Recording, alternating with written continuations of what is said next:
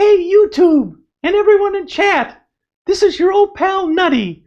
I came out of hibernation because I heard Uncle Mitch is back from traveling the world, and boy does he have stories to tell. So without further ado, let's bring on Uncle Mitch and Uncle Carey. Yay! Bye!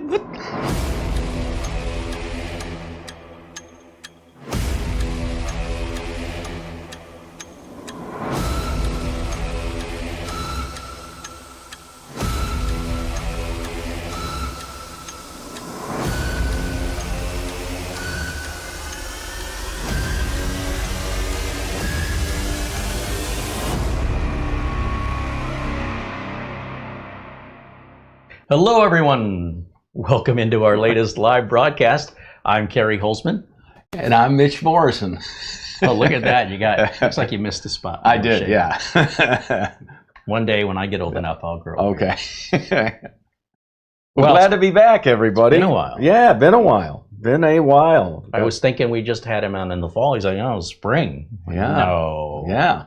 That's what happens when you get old. Yeah, stories to regale you by and a build, so it's going to be a nice show. Yeah, we saw your video updates from Hong Kong and South Korea, so appreciate you sharing those with us. Yep. And I guess you made it back okay, so it must not have been too terrible. No, and then I was sitting home by myself New Year's Eve, by myself, feeling sorry for myself, and I'm like, where else in the world do I need to go next? And then it kind of just flowed into me. Taiwan, ooh, the big city of Taipei. And I'm like, and next thing I knew, my fingers were flying, and March 12th. So Uncle Mitch, flying out. And actually, I fell in love with Hong Kong. I'll tell you about it in a bit, chat. But I'm actually going back to Hong Kong first for 4 or 5 days. Then I'll fly to Taiwan for 5 or 6 days. Back to Hong Kong for a couple of days, and then home. So there you go. Well, and I guess we'll save how I escaped from a Turkish prison till later in the show.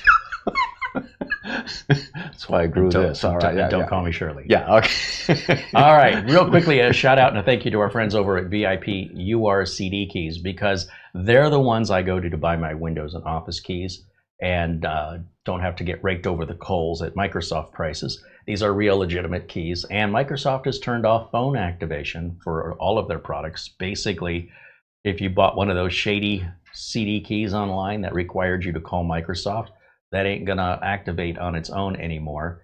And with VIP-URCD keys, their activations happen just like they're supposed to online. You enter your code, and you never would ever need to talk to anybody. So they're legitimate, real product keys, and using the coupon code CAREY at checkout, you'll save an additional 25%. And unlike other key sellers, they have free support up to 6 months after the sale, should you have any issues with the product. And yeah, check out the video notes in the links below this video for those direct links to Windows 10, 11, Office, and of course the coupon code. You don't have to use the coupon code. I mean, you can spend 25% more if you want to. I don't make a commission from these, so you don't want to save the extra 25%. That's up to you. I'm assuming you'd want a real legitimate product and you don't want to pay too much for it. So if you're wondering where I provide my customers my Windows and Office license keys, I'm getting it from the same place. I'm paying the same price. I use my own coupon code, and they take PayPal as a payment method, which is also a requirement that I have. So our thanks to those folks over at VIP-URCDKEys. Today, we are rebuilding a system that I built for a client in 2014, and he bought 2 identical systems. And he's got one of them he's using, perhaps even right now, watching the stream, watching his computer get built. A couple days ago, we took the original build from 2014. I showed you it still works fine. It's just not Windows 11 compatible, and it had 2 250 gig SATA SSDs, which isn't much space. He was running out of room.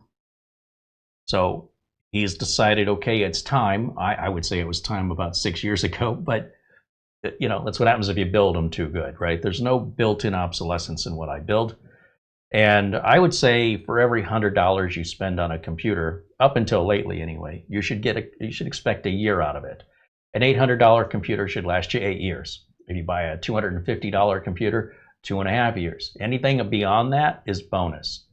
Now, with the price of RAM and storage going up, I'm going to have to adjust that math, but I'm not quite sure where it's at just yet. But we can get an idea today. So we're going to basically, to upgrade his computer, he wants to keep that $200 computer case because they don't make those anymore. He also wants to keep his optical drive because they don't make those anymore either. And everything else, the power supply, he wants replaced. Motherboard, CPU, RAM, and storage will all get replaced. So I think we're only changing 5 pieces here. Motherboard, CPU, and cooler, which are sold as one unit in this case. RAM, storage, power supply. That's it. So it should be a pretty straightforward build process today. Did I just jinx it? Yeah. And before we get into the parts and why they're selected, let me say hello to everybody joining us in the chat.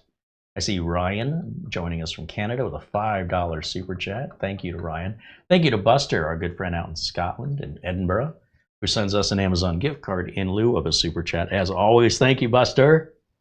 And we also have our friend Mark Gaines in Northern Ireland, who also sends us an Amazon gift card in lieu of super chat. So thank you to Mark Gaines. I should say cheers. It's cheers. Cheers. Right? Cheers, mates. That doesn't sound right when I say it. I got to work on it. Thank you to Mark. Thank you to Buster, of course. And joining us here, Jonathan Fells, Eddie Casanova, Sean Skinner, all joining in the chat. Bike Man and Roger Myard say hello, as well as Mark Gaines, Luke Greenia. There's our friend Buster saying it is 40 degrees Fahrenheit right now, or 4.4 degrees Celsius, and raining in Edinburgh. But it is nighttime, so. LRCX joins us here in the chat, along with Matt and, of course, Mara, our channel administrator, hanging out. And let's see. It is Sunday, isn't it? Yeah, that it is. It's a holiday tomorrow, right? Oh, yeah. The banks are closed. Yeah, Martin Luther King Day. Yeah. Hobbsville guy says hello, as well as Shane Perkins, Doman 2000. Someone in chat said, nice beard. It's not a beard, it's a goatee, but I will tell you, chat, about 10 days ago I had, not a full beard like this, but I mean I had kind of a beard because I was shooting, filming a dramatic monologue that my acting teacher, coach, thought that having the beard would make a difference, and to be honest, it did, but he knows I'm just not a beard guy.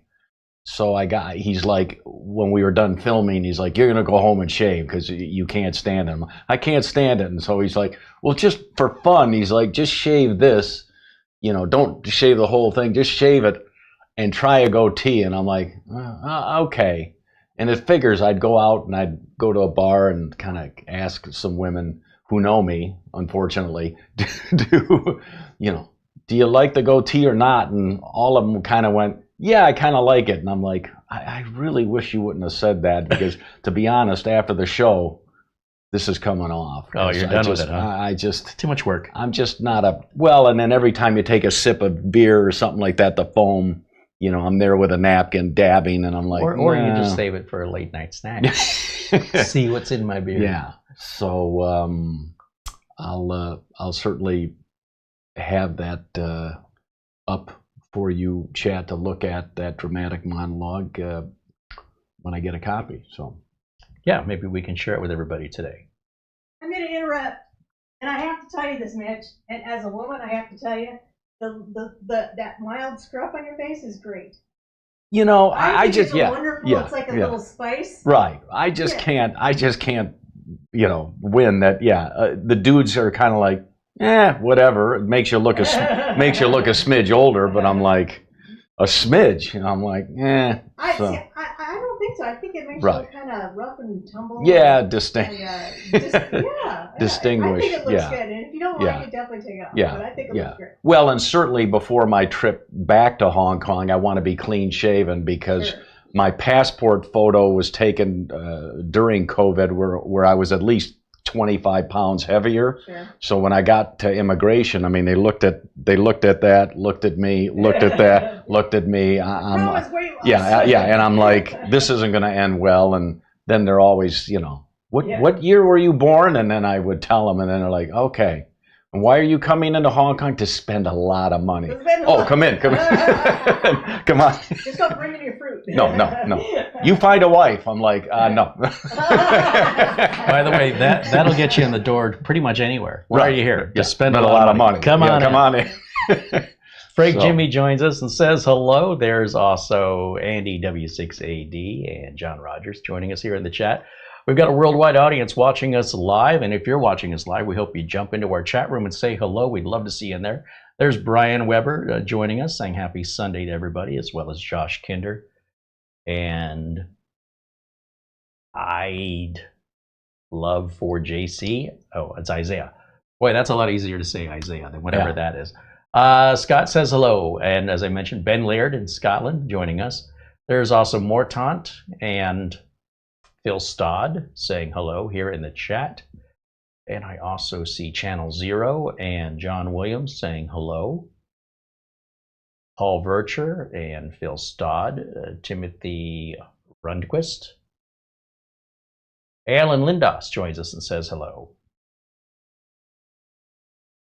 And I said John Rogers already. Welcome again. And what else? Did I miss anybody? Ryan in Canada. Oystein joining us all the way from Norway. Always good to see Oystein in there. Always good to see everybody in there.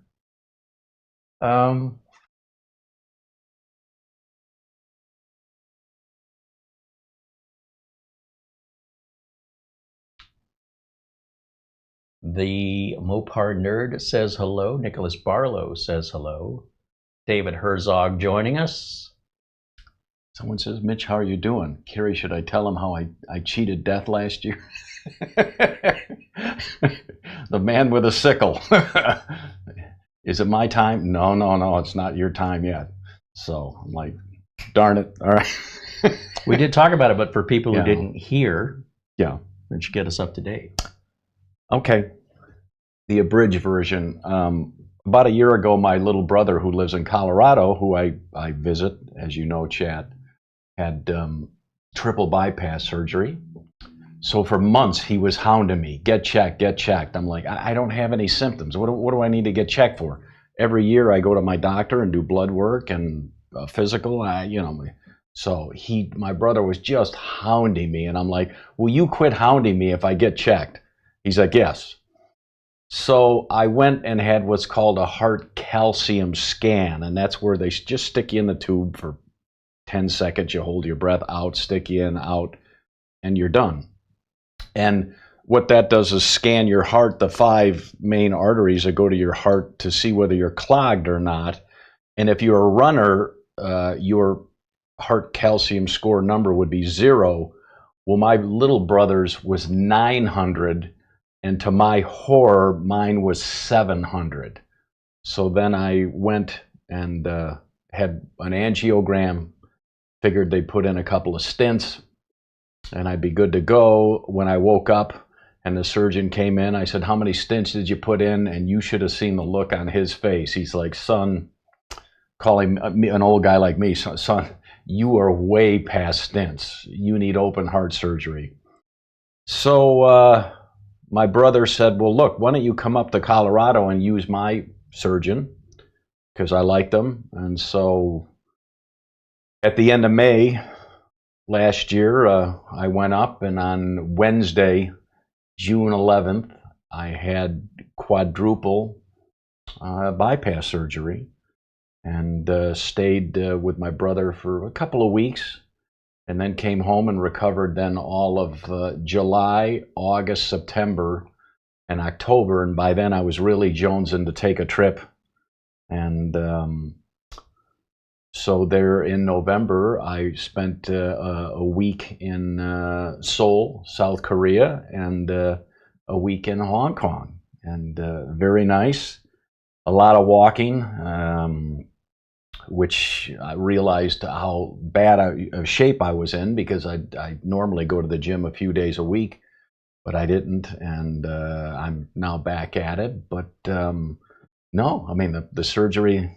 Thank God for Medicare, because I'll bet that surgery was probably well over $350,000. And I'm happy to say that your Uncle Mitch has a 13-inch scar, right? I'm like, be careful. Yeah, right here. And but I'm the same old. I mean, it kind of freaks me out, the fact that they've got to stop your heart to work on it. And then I said to the guy, don't tell me how you restarted it up. Oh, we use it the same thing as car batteries. So I'm like, I don't know how long I was out. I think he mentioned something about at least 4 to 5 hours, the operation. And boy, you talk about the first couple of days of pain, but they get you up and walking literally the next day, because they don't want you to get pneumonia. So And Mitch, he's not the kind of guy who'll sit around feeling sorry for himself. No. He'll complain about it, but he's going to get up and he's going to get it done. And I check him before the show. I poke him with a stick. He reacts. I'm like, okay, we're still good. Yeah. So I should have known, because when my father was my age, he had quintuple bypass surgery. So then my middle brother had triple. I've had now quadruple, and then we've got a baby brother who's 10 years younger than me, and recently remarried. He was a widower for a couple of years and remarried. And so I've kind of told his bride, look, he's too young to get this calcium score, but in a couple of years, I'll be dead. He really need. And she's like, believe me, clearly that runs in the man part of your family. I've got 2 sisters, a twin, who had the calcium scan, and her number was only about 185. So the doctor said, look, whatever you're doing, keep doing. I mean, you're just beginning to have some calcification, and so I tell you, chat, even if you don't have insurance, I think that scan only cash price is only about $300. You just remember, we have viewers all over the world that everybody's got free health care. Yeah. We're the only ones that don't have and that. So my number 700, I'm going to assume that I was maybe 75% blocked. It's weird that he only did 4 bypasses and not 5, but he said, believe it or not, your 5th one was fine. He said, well, you had me open anyway. So he's, no, it was clear. So I'm like, okay, all right. So feeling good. Again, just planning more trips this year. Don't know where. I've told Carey I cannot spend the summer in Phoenix, Arizona anymore after living here 20 years. It's just too Africa hot. And so July and August, I got to go someplace. I'm actually thinking of maybe a road trip instead of going out of the country, just taking my Subaru and going up. Never been to Seattle, Portland, Vancouver, then maybe coming home down the Pacific Coast Highway. That could kill a couple of months and get me out of this. It's too hot. I mean, 115, 116. Some people love it, but I'm like, I can't take it. So call me a crotchety old. What made you think we weren't doing that already? Yeah. But there you go. That's what happened. And no, I didn't feel sorry for myself. It's just what kills me, Chad, is the fact that I owe my middle brother my life. Because had he not hounded me to get checked, I wouldn't have gotten checked. So, yeah. And he, of course, my brother, and I told him, it kills me that I owe you my life. He's, forget about it. I'm like, I can't, So that's my tale. Yeah. Open heart surgery, baby. Well, we're glad you got it taken care of. Yeah. I know it wasn't something you were looking forward to. No, didn't know it. And you got it done. Got it done. Didn't find excuses to put it off. And thank God for Medicare, because that's exactly what it costs. I'm going to wait for my Medicare to kick in before I go to a doctor. Yeah. Let's see. Joining us in the chat, we have, Oystein says it's good to see you again, Mitch. Mm-hmm. And Mr. Rick says hello. There's Xander Vanderhoven saying hello. I also see, maybe I should just go to the bottom and work my way up here. David Graham's joining us. And Dustin Fuller. Ryan again, here in Canada, with a $5 super chat. Said, I had an MRI on my heart, found out I had a heart attack and didn't even know it. They found scar tissue on my heart. Yeah, well, amazing what technology can do now, right? 25 years of high cholesterol and taking medicine, thinking that would thin out my blood so my pump wouldn't be clogged. It probably prevented it from clogging faster. Yeah. But that goes to show you with the men's side of the Morrison family. Yeah, clearly it runs in the family. So it's amazing that they lived long enough to continue the species, the race. What is it? It wouldn't be the species or the race. It'd be the genetics. Oystein contributes 200 Norwegian krona. Says, good to see you back, Mitch. Thank you, Oystein. Thank you. Mark Leibowitz joins us from Chicago, saying hello. Ginny 3D says, hello from India. I've been watching since 2014. Right on. Robert Posey also joins us, says he's watching from Seattle. Been watching for 5 years. Enjoy every minute. Keep on rocking. Right on. Thank you. Alan Lindas joining us there from Casa Grande. Mr. Rick says hello. I think that brings us back. And Chad, I told Uncle Carey this is Toto shirt number 63. He's like, you're crazy. When are you going to stop? I'm like, I can't stop. I can't stop because the boys, I'll be seeing the boys August 12th here in Phoenix. With Christopher Cross and a group from our hometown, Detroit, Michigan, the Romantics. So yeah, that'll be a nice triple bill show. I see Torleaf Strandings joining us in the chat. Jeff Adams says hello. And have I said Channel Zero already? I think I've said hello to everybody. I hope I haven't left anyone out. Thank you guys for joining us today as we finish up this upgrade. Once we get the system done, the gentleman we're building it for is using the twin computer right now. Once we get it done, we're going to get it shipped out. He'll get it set up where he can feel like he's good to send the other one in. And I suggested he buy all of his parts if he wants them to match, that he doesn't hesitate to buy the parts because it may be difficult to get some of these parts here in the next few months. If he doesn't care if they match, then we'll figure something out. So I gave him that heads up.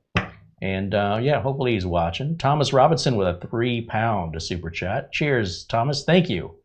Jack Kugelmis says hello, as well as W.E. Holmes. And we're going to see if that heart surgery works by making Mitch stand this entire time. Yes. But we do have a chair on standby, mostly for me, but I'll let him use it. Okay. All right, so what are the parts? So we have the Corsair 200R case. Everything's been cleared out of it. I wiped it down. Just take a damp rag, a wet rag. You don't need to use Windex and paper towels, and just clean all the dust and get all the crevices. Get a Q-tip in some of the little parts that are hard to get at, and the case looks fantastic. So it's off camera because I don't have a bench big enough. We'll get to that, but it's ready to be, to have parts put into it. I've just left the optical drive in. That's it. For the parts today, Mitch is holding up the motherboard. Let's take a quick look at what board I selected. Customer's kind of leaving this to my discretion since he likes what I built for him 2014, 12 years ago. So he's like, yeah, do that again. Okay, that's easy. There is what I think is one of the best values for the dollar. He had a micro ATX board, even though the Corsair 200R will hold a full-size ATX. He never needed all the, he's not putting a graphics card in there. You'll see there's a little Wi-Fi card that comes with that installed because it's got built-in Wi-Fi. We did have an extra Wi-Fi card in there because the board he had did not have Wi-Fi, and he needs Wi-Fi. So to match all of these requirements, we went with the B760M. This is from ASRock. It's the PG Riptide Wi-Fi. This is a DDR5 motherboard. It is possible to get these in DDR4, similar models, but I couldn't find any. There's no benefit to going to DDR5 unless you're like an i9 or something higher end AMD.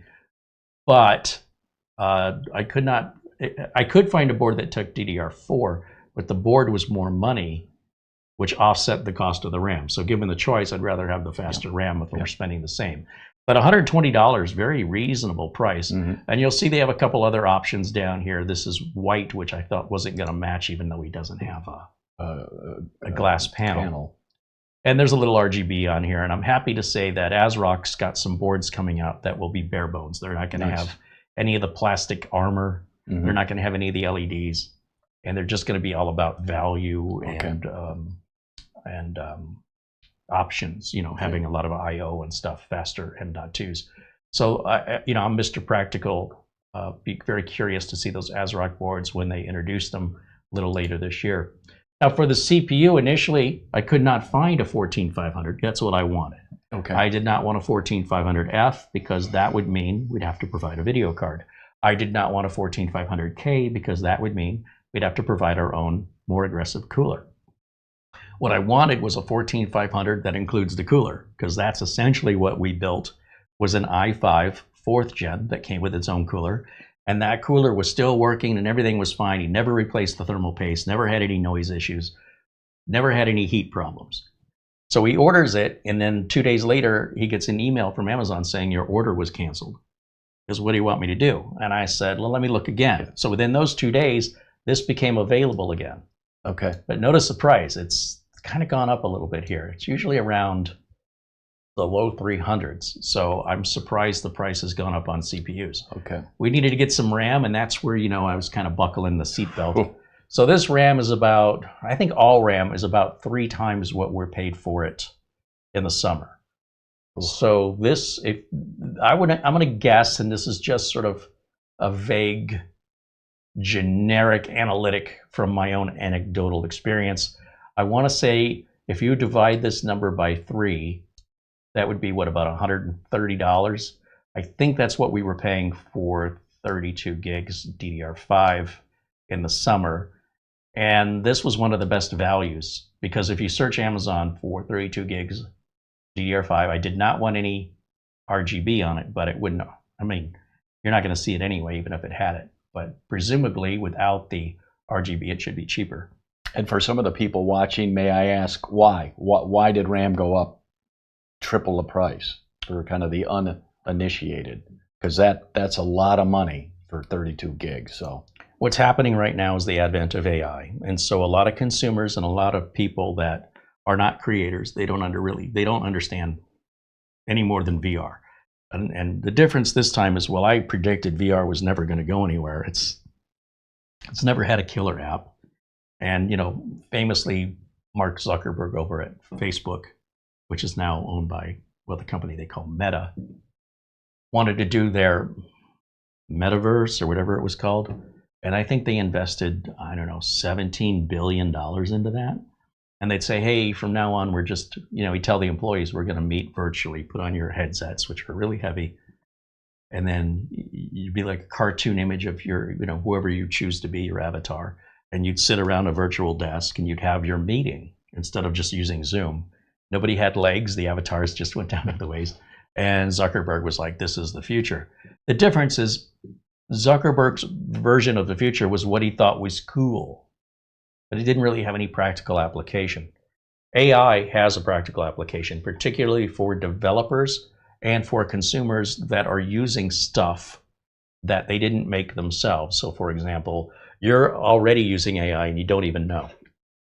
What's going to happen is, as more and more developers start relying on AI, most of that AI is being processed on a big server computer online, and then the results are sent back to you. When a lot more applications and use case scenarios are putting more demand on those servers, you're going to feel like your computer's getting slow. Now, I can't predict when this is going to happen. It could be soon, it could be years. But that's going to place a very high demand on those servers. Now, if you could do that locally on your own machine, having an NPU or a neural processing unit, you wouldn't need to send the work out and have it come back. You could do it locally and have a much faster response, not to mention the privacy concerns, etc. So developers, they're using AI now. So they want that productivity up as much as possible. They want to be able to process that locally. For consumers, they can't really tell the difference yet. Whether or not you push AI away, Like if you say, I want to remove all Copilot and all this other stuff from my Windows, you cannot escape it. You'll be making a phone call and talking to AI. You won't even realize it's not a person, other than they'll probably be much more accurate and more professional and polite than any person you ever spoke to when you call support. It's outsourcing, essentially. It's just instead of outsourcing to a third world country, we're now outsourcing to the computer, and the computer's cheaper, it's doing a better job, it's more consistent, and never gives you attitude. How does that happen? It happens through these big server farms, and these big server farms processing AI are very resource intensive. The result is that they can't get enough RAM. We have so many AI companies vowing to be number one, and whoever gets there first is probably going to make billions of dollars. So they're throwing every penny they've got to consume all the resources available to build out first. It is predicted that OpenAI's likely, if things continue as projected, they will run out of money by the middle of 2027. So what's going to happen first? Are they going to suddenly, become popular and figure out a way to make money, or are they going to run out of money building up to get there? So we're in the middle of a bubble right now, where all of these different AI companies, from Microsoft, from ChatGPT to Grok and Anthropic and all these others that continue, they're all just investing heavily in the processing of AI for business purposes, right? So for the consumers who don't get it, you're not supposed to get it. It will be for you, but you won't even realize you're using it. Then eventually you will wise up to it, and then you'll start using it once you see what it can do. Also, scams are going to get a lot more sophisticated. They're already using AI in scams. Somebody posted a picture of their dog that got lost, and someone said, I have your dog, and they posted a picture of her dog that was manipulated. It showed a cast on the dog's leg and said, all you gotta do is pay the vet bills and send us $1,300, and then you can come pick up your dog. So of course that's their dog. It's got all the same, it's just a whole different photo. So how is that possible? They manipulated the photo in AI. She sends the $1,300 via Zelle or whatever, so that's a one-way ticket, no refunds, and then send her to a closed building, like a courthouse somewhere that was completely closed up. Gotcha. So that side of AI is nasty, but that's been going on. I mean, it used to be someone would post a lost pet on Craigslist, and then someone would reach out and say, I have your pet, right? So people were always getting scammed, but the scamming is going to get more developed. But like a hammer can be used as a weapon, or it can be used as a tool to create. A car can be used to get you from point A to point B, or could be used to cause harm to people. I do believe the good will outweigh the bad, but it's going to be something that we'll be teaching you what to look out for here on the channel. Bottom line is, the RAM manufacturers cannot make the RAM. If they run their factories 24/7, the AI companies will buy everything they make for the next year to 2 years. So there's nothing left over for the consumers. Now, I've been telling you guys for years, the consumer market is the leftover market. I know you don't want to hear that, and I know it probably doesn't make you feel good. But business drives the computer industry, not home users. Home users drive a little bit of the industry, but the bulk of it, 80% of it, is all going to business. And everything that you're getting as consumers, anything that you're being offered to buy, is the leftovers. You're not getting the latest and greatest. That's what businesses get, because it costs a lot of money, and businesses need a lot of it, not just one every 14 years. So for that reason, the economics of the world and how you go to work and you earn a living so you can buy things, that's what makes industry drive forward. That's what makes the world go round, not what you're sitting at home and participating in a hobby. That does affect the economy, but not at this scale. As a result, Micron won't even sell RAM to consumers anymore, because basically, Sam Altman of ChatGPT, just him alone, has already purchased up 40% of the world's supply of RAM, and he doesn't have enough. Okay, so what that means is, first of all, it shouldn't even matter to you. Whatever you've got now is fine. The idea that more RAM is better is an outdated, outmoded thought philosophy from 10, 15, 20 years ago. If you have 16 gigs of RAM in a system today, you're fine. more than likely. The vast majority of computer owners at home do not use much more than that. And one of the reasons we'd add more RAM is because when the Windows would run out of RAM, it would use your hard drive as a virtual memory. Hard drives were slow. NVMe drives are not. So while NVMe drives aren't as fast as internal RAM, they are a heck of a lot faster than hard drives, making that virtual memory swapping almost unnoticeable for most people. Even if you had 8 gigs of RAM today, and you're going to see 8 gigs of RAM being sold in brand new systems, because in order to bring the price down, it's from the first places, Dell and HP, Lenovo, they're going to start offering that 8 gigs of RAM baseline. So 8 gigs of RAM isn't enough. For most people, it's more than, I wouldn't say it's more than enough.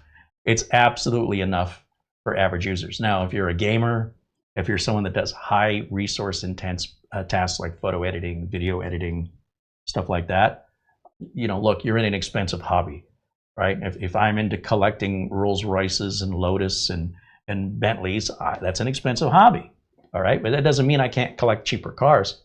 So all I'm saying is most people drive cheaper cars. Not that many people have the high end. So if you're buying the high end, the last thing I want to hear from anybody is how expensive it is. Because I don't have the high end, because I can't afford it. And you're going to tell me you're complaining about the high end being so expensive. The high end has always been expensive. That hasn't changed. All right, so what you need versus what you want. And I'm telling you, what you need, what I would recommend is 16 gigs of RAM, but all you really need is 8 gigs these days for most home users. If you've already got 16, you're good to go. There's nothing for you to worry about. You've already got a fast NVMe drive. You've already got, and if you don't, then whatever you've been using has been slow for a long time. All of a sudden now, because you can't get the RAM, now you want it. Okay. So I don't have any sympathy for this. It's fine. What you've got is fine. This will all go away in another year, year and a half.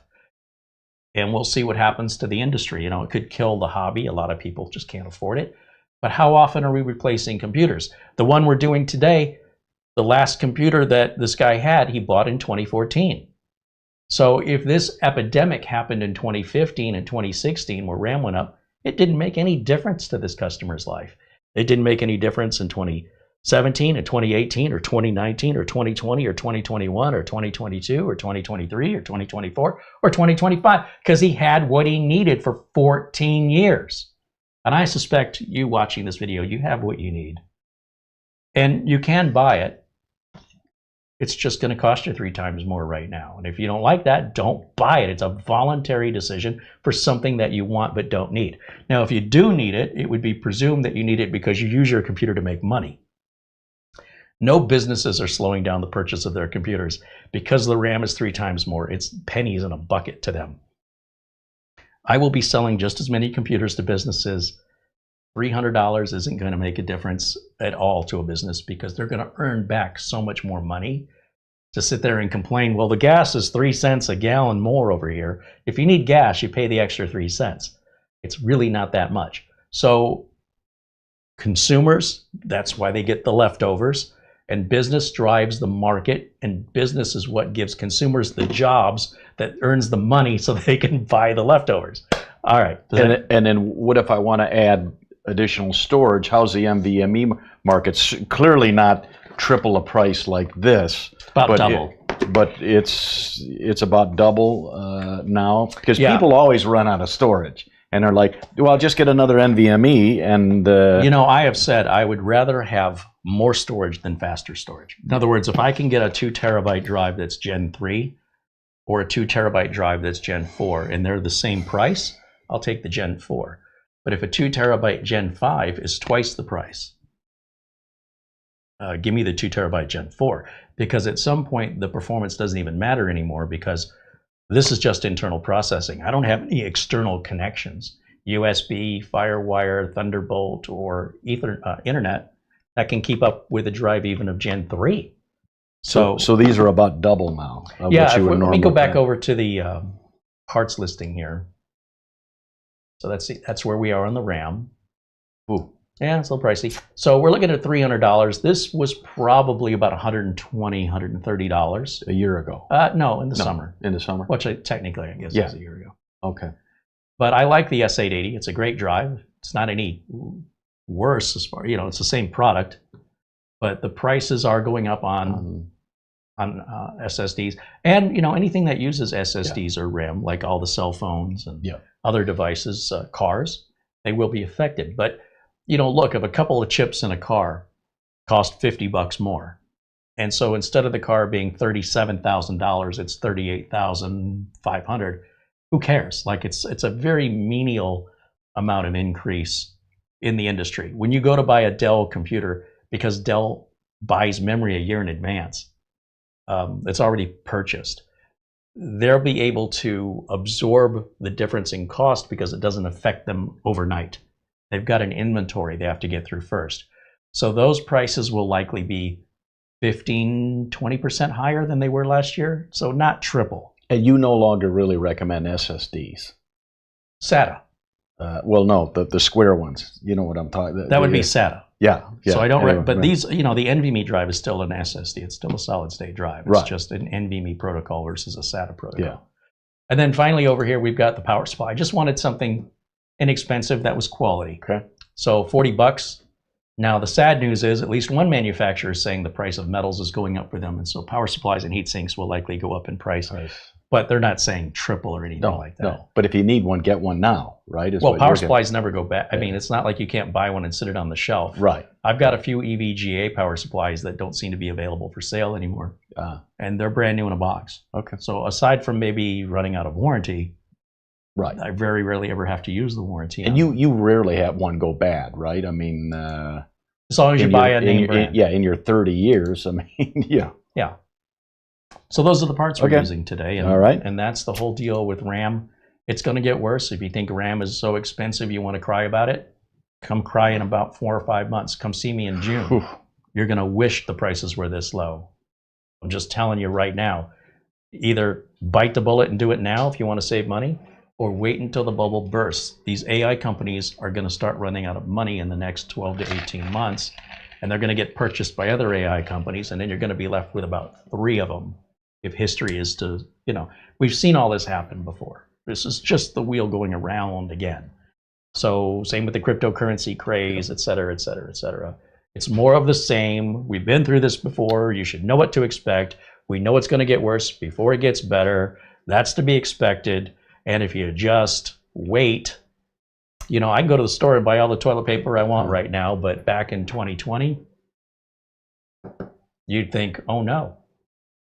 It's never ever going to happen again. I better learn to poop in the woods.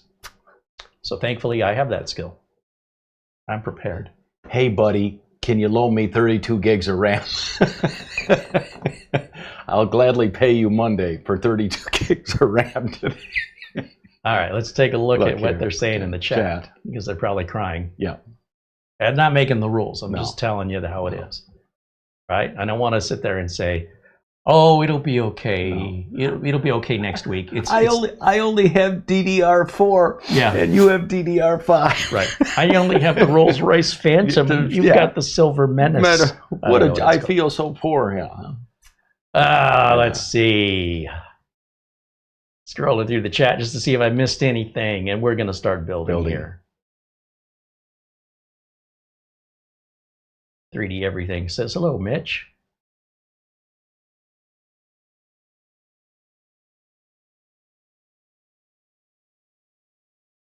Elijah 52 Dickens says, hey, Carey, Mara, Mitch, all in chat. Wow, on Sunday. Nice way to start the day after my, is it a birthday? After my B? Well, happy birthday. Well, Mara, if you're watching, because you liked the goatee, I won't go home and shave. So, it bugs me, but I'm like, peer pressure. What's another couple of weeks? I'm like, so. I do kind of like it when I look in the mirror first thing in the morning. Who's that? Oh, that old guy. Yeah. J.S. Epling says, I built the 8-year PC exactly to your specs some years ago. The 200R was a fantastic case, and that Mugen cooler was a fabulous recommendation. Good to see Mitch. Thank you. Yeah. And I have to say, I saw your actor, the thing you did for your acting teacher. Yeah. Beautiful. Oh, Really well done. the detective? Really. Yeah. Yeah, the police detective? Yeah. No. Oh, the doctor? No. When you were. Oh, when the he most wrote recent. Oh, the that most summary recent for you, one. Yeah. Yeah, that was really well done. Yeah. Really well done. Yeah. And it's strange because that was supposed to be my comedy monologue. And then I had it because it was taken from the movie City Slickers. Well, where Billy Crystal went into his young kids' elementary school because it was Parents' Day, where the parents would come in and tell the kids about what they did for a living. Wow. And Billy delivered that monologue, and of course, the homeroom teacher was aghast. But I'm like, it was supposed to be funny, but the teacher's like, he kept, before yelling action, he kept poking me about a long lost love, and it was really, he was really not irritating me, but he was getting me kind of raw, and then went action, and then he watched and went, that's perfect. And Well, I'm like, your okay. delivery, the expression on your face, and it was perfect. Oh, thank you. Really Yeah, well even Carey's like, jeez, and I'm like, well, I've been doing this for 13 years. I better be getting good. So And yeah, thank the you. whole goatee, add Yeah. it to it. It made it great. I'll keep it. That was the whole beard. Yeah, that was a whole beard. Yeah, mate. Let's see, in the chat room, Paul Connolly says enterprise is where the money is, which is why consumer markets are low priority. That's right. That's just how it is. I'm not saying it's good. Just if it's raining outside, it's not about if it's good or bad that it's raining. Just pointing out it's raining. Yep. I don't have any control over whether or not it rains. All right, Andy Kane joins us and says hello. Bikeman said, I got my 32 gigs of DDR5. I'm fine with the current RAM level for a long while. Right on.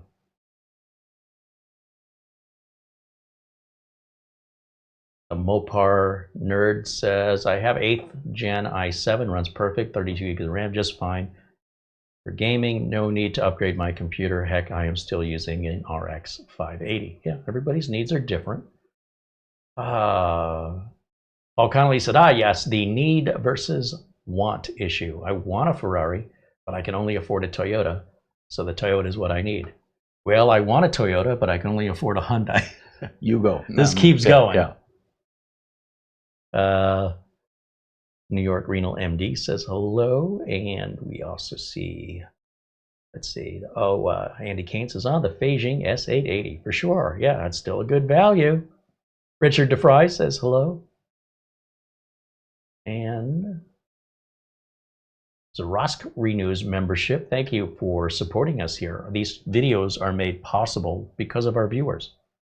I'm going to sound like PBS. Yeah. Through viewers like you. That's right. That's true. Yeah. We're not here making commercials the way all these other tech channels that can become puppets for corporate America. Not that there's anything wrong with it. I just don't want to do that. Let them do it. I don't want to do that.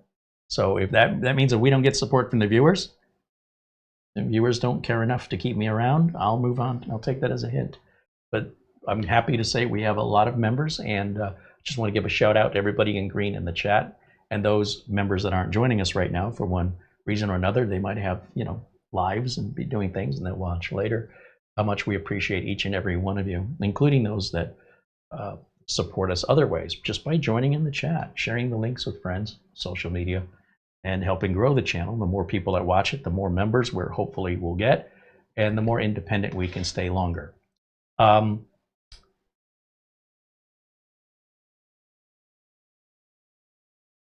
3D Everything with a $5 super chat says, hello, Carey and Mitch. I was late. I watched the Cab G54 story from Mitch. I've had the same... Oh, the heart calcium scan. Oh! Yeah. I thought it was called, it might be called a C, but they always said, no, you're coming in for a heart calcium scan. So Edward Bass says hello. Yep. Okay. Oh, and before we start, Chad, if you want to see a clean-shaven Uncle Mitch being the actor, you can go on imdb.com, just type in Mitch Morrison, and you'll see me playing a Los Angeles police detective, interviewing a suspect in a police interrogation room that I shot over in LA, and yeah, I think it came out nice. I don't think I'm as tough as I should be, but I brought a young man who's in my acting class here in Phoenix over to LA to shoot it, and it turned out great. Yeah. So, what do you think? Build time? I was looking to see if Mara had a total cost here. Oh. Okay, the total without tax for all these parts came out to $1,149.95 US. Okay. $1,150. There is tax in most United States. Oregon doesn't have sales tax. I think Washington, I don't remember. But there are some states here in the United States that don't charge sales tax. Here in Arizona, or Phoenix in particular, it's about 10%. You can add at least another $100 minimal for the sales tax, or VAT as they might call it. Yeah, in England. Yeah.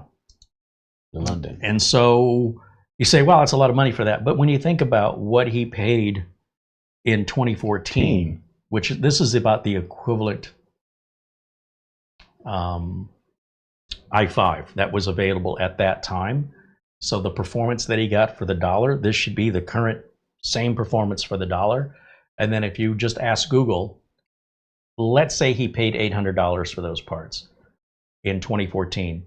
How much is $800 worth because of inflation in 2026? And see what Google tells you. And I think you'll find we're pretty much right on par. The thing is, with computers, things usually get cheaper, not more expensive.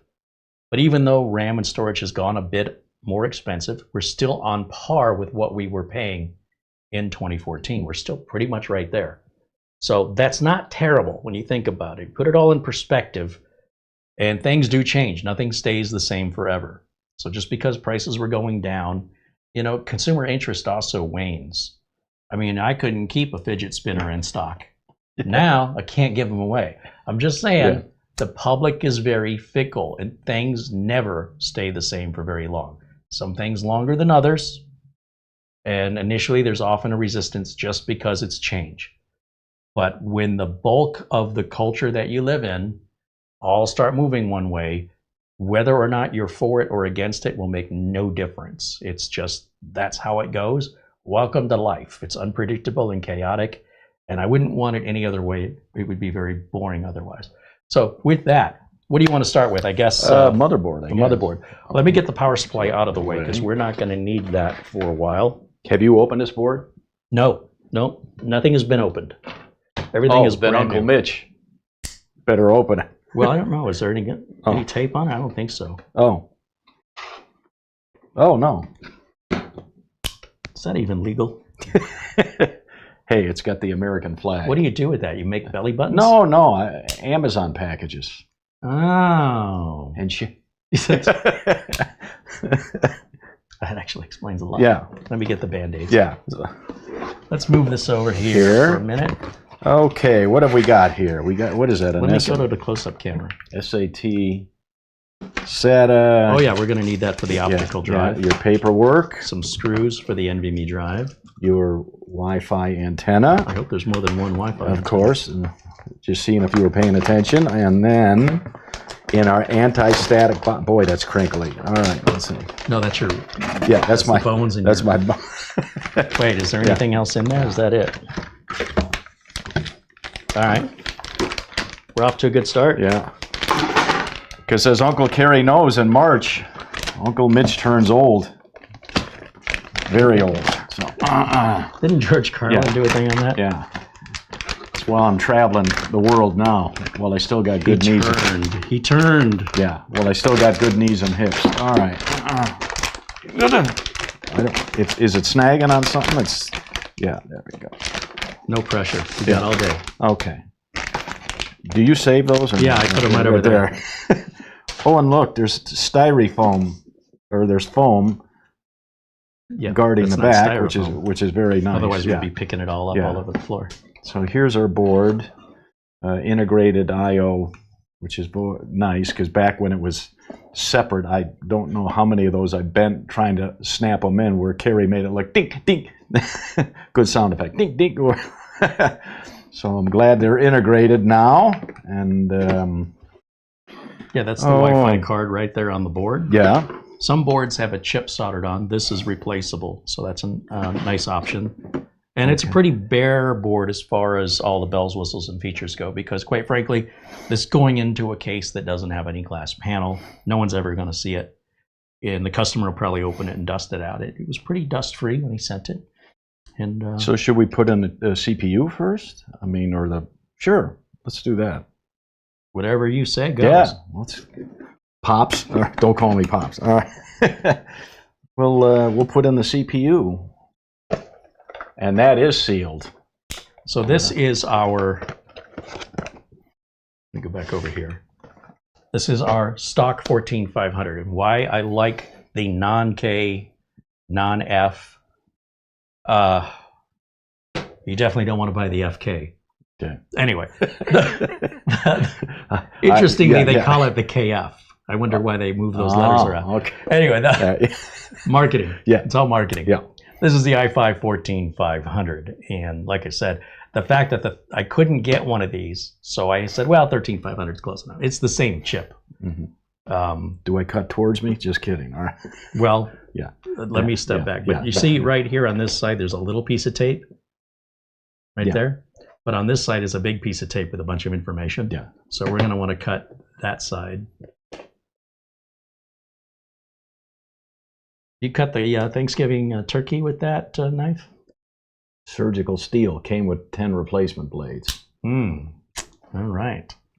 Guess he's been working on concrete based on the blade.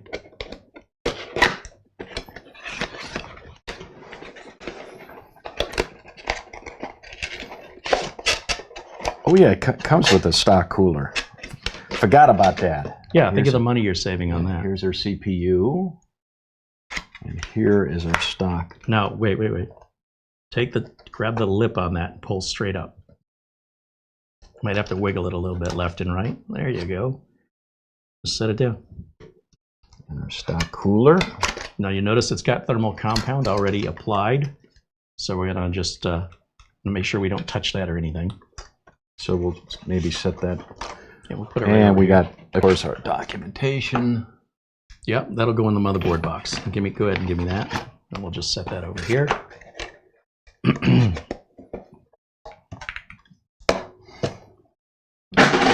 Okay. Oops. Get up, you'll be fine. Yeah.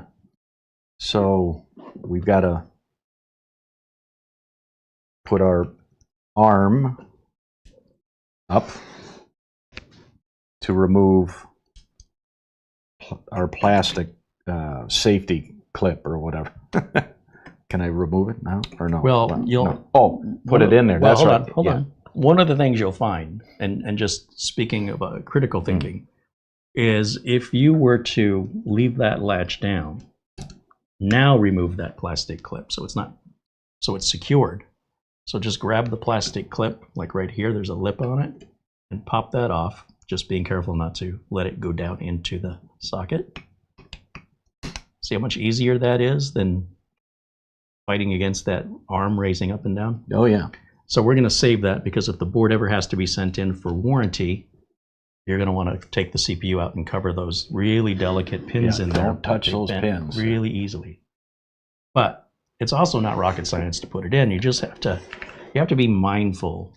And so before you open that up, now go ahead and open that arm and expose that socket.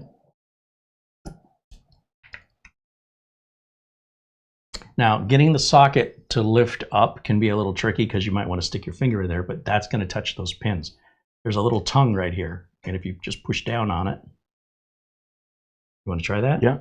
Then you have a little arm that I never noticed right here. That's right. Well, that's actually the Oh. part that kind of catches. And so that opens, like, I like to think of it like the hood of a Corvette, where it's kind of backwards.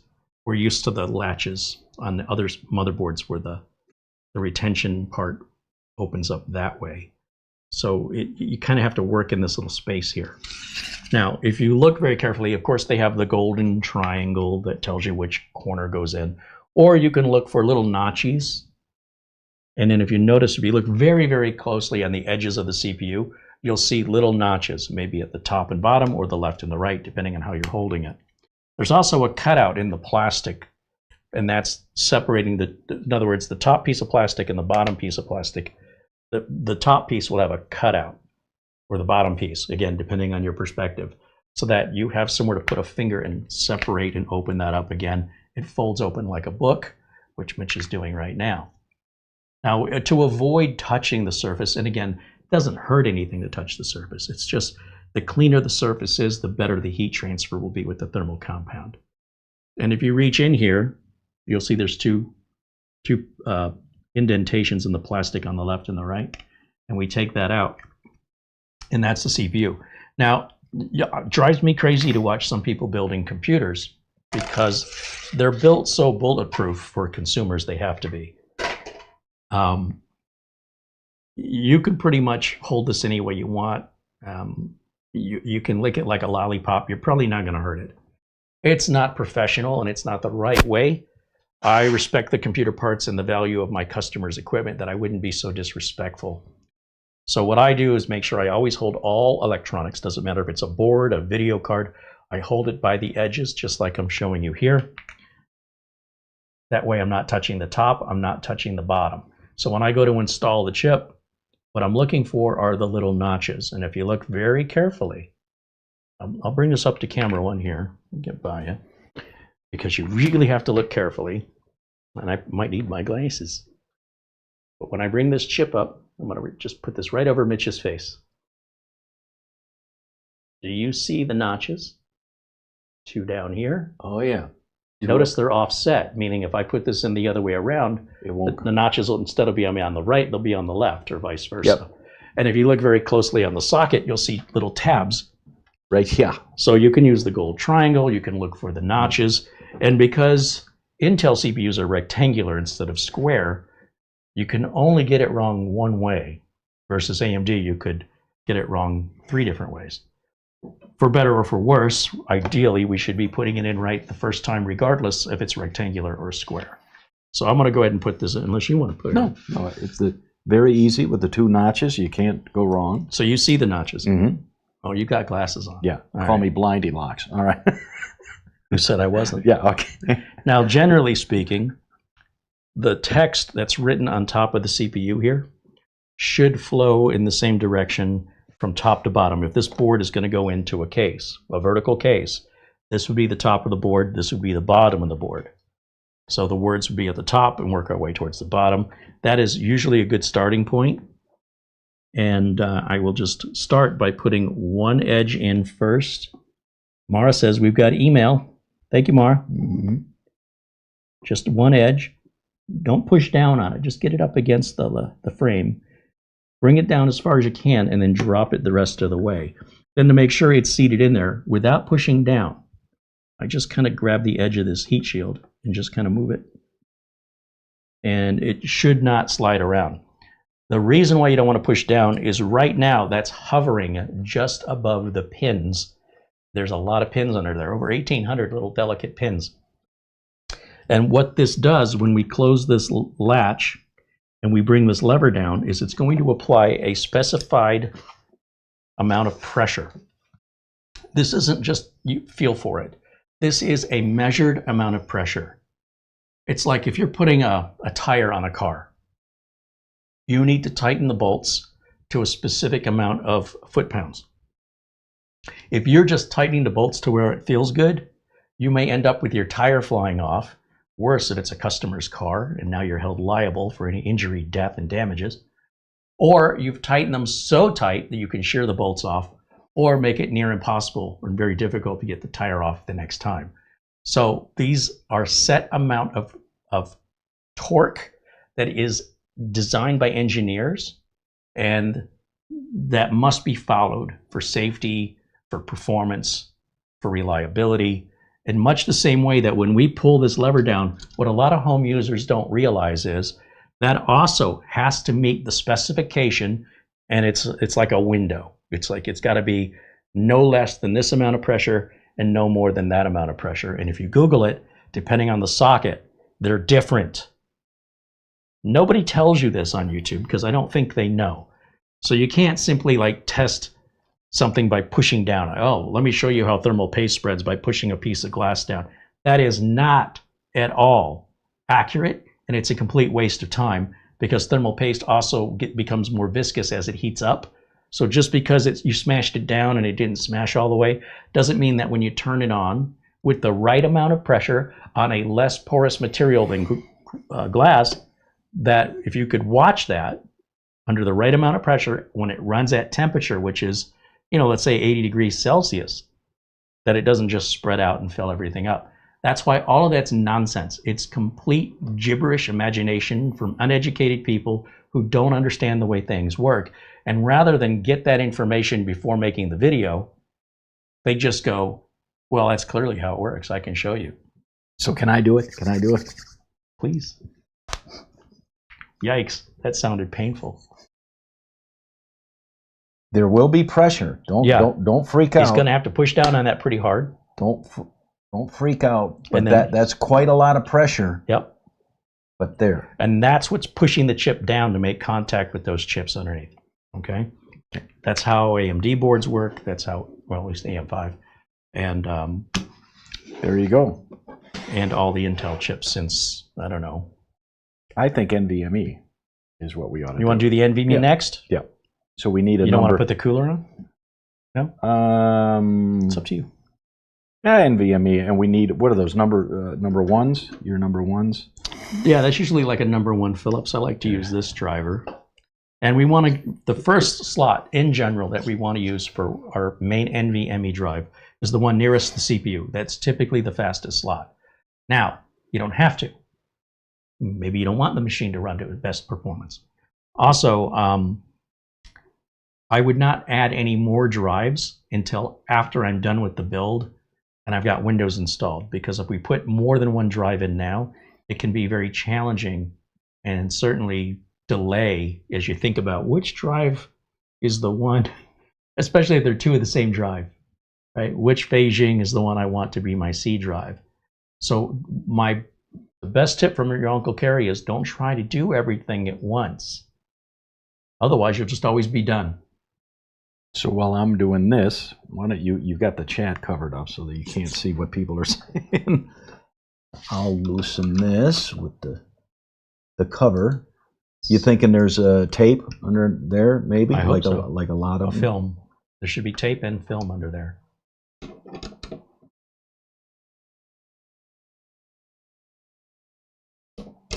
David Henry says, I built my first PC after watching Carey in the Kitchen. Thanks, Carey. Right on, David. It's always music to my ears hearing those stories. Studio A. Yeah, back when it was just studio. Boy, was that a long time ago. Let's see. Will there be thermal tape? I'm guessing yes. Yes. Hold that right there for a second. There it is. So it has thermal tape, but it also has a film on it. So we're going to want to remove that film, but not just yet. Okay, so here is our S880. And if you'd like to cut the tape. I'm having so much fun with my new blade. Make sure we get the Band-Aids ready. Yes.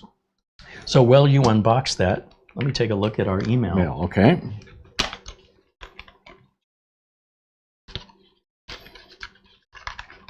Hey, a shout out to our good friend Luke Greenia, sends a $25 PayPal contribution.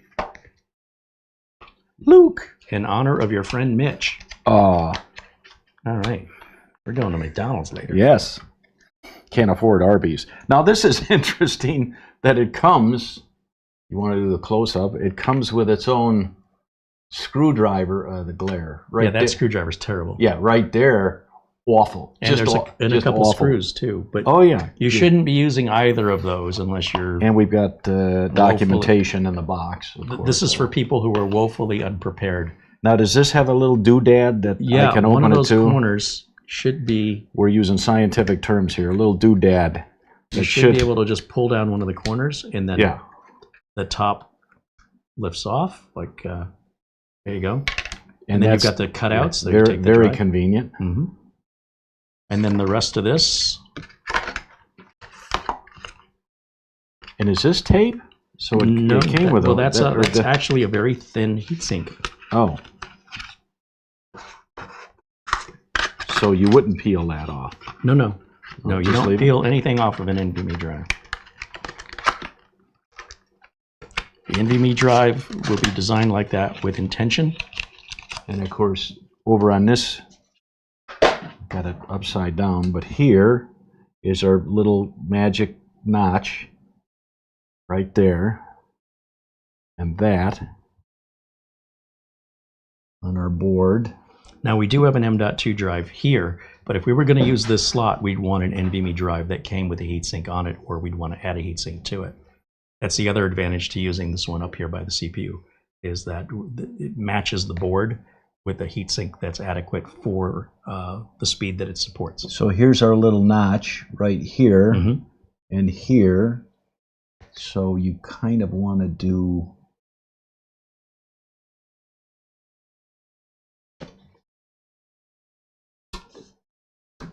that, like a diving board. Exactly. I guess it'd be the opposite, right? The diving board would normally be down in these. And is now the time to peel this, Uncle Carey? No. Yes, now is the time. This is the way. Yeah. Having fingernails a little bit does help with building, or any new modern electronics always seem to have all this protective tape and stuff on them. It's pretty common these days. Now here's some writing. So does it go this way? That's something you should have paid attention to when you were taking it or up. this way. In general, all the writing should move in the same direction. So then here's the writing here, which should flow in the same direction with the CPU. Okay. The only reason the writing's upside down on the phasing is they don't know if your slot's on this side or if it's on that side. So we'd flip it the other way, and then it would be right side up in this slot and upside down in that slot. So you're saying set it down. Yeah. Just go ahead and attempt to line it up. I mean, yeah. Oh, kind of like magnets. Kind well, there's no magnets in it. Here, you do. It's what we're looking for. There's a shoulder on here that should line up with the hull, and it'll just seat down. You'll feel it when it seats down, and then you don't have to guess. When manufacturers choose to just make it a smooth underside with a smooth standoff, then it can be really hard to tell if it's lined up. So that actually helps line it up, because there is no screw holding that NVMe drive in place. And why I'm not a big fan of that is that means later when we go to take this NVMe drive out, it'll be basically glued to the thermal tape, and you won't want to lift this straight off. You're going to want to lift that heatsink and pull it away, because that NVMe drive is going to come with it. That's why I'd much prefer if the NVMe drive had its own screw to secure. I'm not seeming. Oh, I don't have this lined up? Go ahead and pull that out for a second. There we go. My bad. Is that easier? Yep. Yeah. And then don't wrench this down. You want it tight. Yep. But just till it kind of stops. You want to check my work? Yeah, well, we'll check it, because we don't want it too loose either. So what we're looking for here is just turn it. See, I could take that a little bit more. It's going to squish that thermal tape down a little bit more. Yeah, we still have a lot of play there. And right when it says, hey, I don't want to go any further, don't take it any further. Don't push past that stopping point, that natural stopping point. Okay. If it turns with ease, keep turning it. The minute it gets difficult, stop. And that's good. And boom.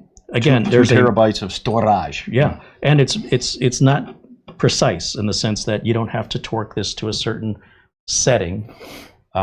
It's something you feel, and it'll just it won't be so loose that you can easily turn it, and it won't be so tight that see that one still right there feels good. Sometimes when you adjust one, the other one loosens up. So you can, again, the way you did it the first time, if I'd not sort of corrected you, I don't know that there's really anything to correct here. I'm just, the way I do it is I like to feel that screw just come to where it doesn't want to easily move forward anymore. The minute it just kind of stops and it feels like you're going to have to use some force, you've probably already over-tightened it. Any idea what 4 terabytes of storage is these days? How much is 4 terabytes? I'm just kind of curious. Well, I mean, if we were to compare that same drive with what's on Amazon. Let's go back over to the Amazon page right quick. And do a capture. Let's take a look. I don't see a 4 terabyte Right. option. I see 1 and 2. It does say there's one other option. Yeah, the 4 seems to be no longer available, but it was last price are here. It's $489, so a little over $120 per terabyte, which is actually a pretty good deal. Because if you were to take $149 times 4, you'd be at $600 for 4 terabytes. If you took $299 times 2, you'd be at $600 for 4 terabytes. So overall, that's a pretty good deal. I just remember you finding me a bargain on my 4 terabyte Orico when I built my new build. Yeah. I mean, that was whatever, you're like, get it now. Yep. Because you're like, this price is smoking. And I went, smoking. Now you'll see this is the same drive offered over here on this side, but with a heatsink. So if we were going to use that other M.2 slot on the board, I'd use this, and it's going to cost a little bit more, $10 more here, $20 more there, because of you're paying for the heatsink. But that's a factory heatsink, so you know it's adequate. Right. And that's for motherboards where you don't have a heatsink for your NVMe drive. Yeah. So you pay a little bit more. Yeah. And just watch for those options. Right. So regardless if it's a Samsung or Western Digital. So I'm certainly glad on that new build we found that bargain and I jumped on it. So I know this threw me off because it says Fanxiang, but over here it looks like it says Ranxiana. Right. But the little bits of red are the top of the F and the bottom of the G, which happens to look like an R and an A, which is unfortunate in their design. But yeah. And I've used, I don't know, 3-4 dozen of these drives. I've never seen one, knock on wood, I've never seen one go bad. Okay. Let me go back over to number 1. Now, our friend Larry out there in California, he had a bad Samsung drive. And I guess he was trying to clone, and Acronis kept failing, and it had to do with the drive having something bad. And I guess I didn't really understand. This was an older drive. An older NVMe Samsung. Okay. And I said, well, just contact Samsung. They have a really easy warranty. So he wrote me back. He goes, well, actually, the warranty was over in April.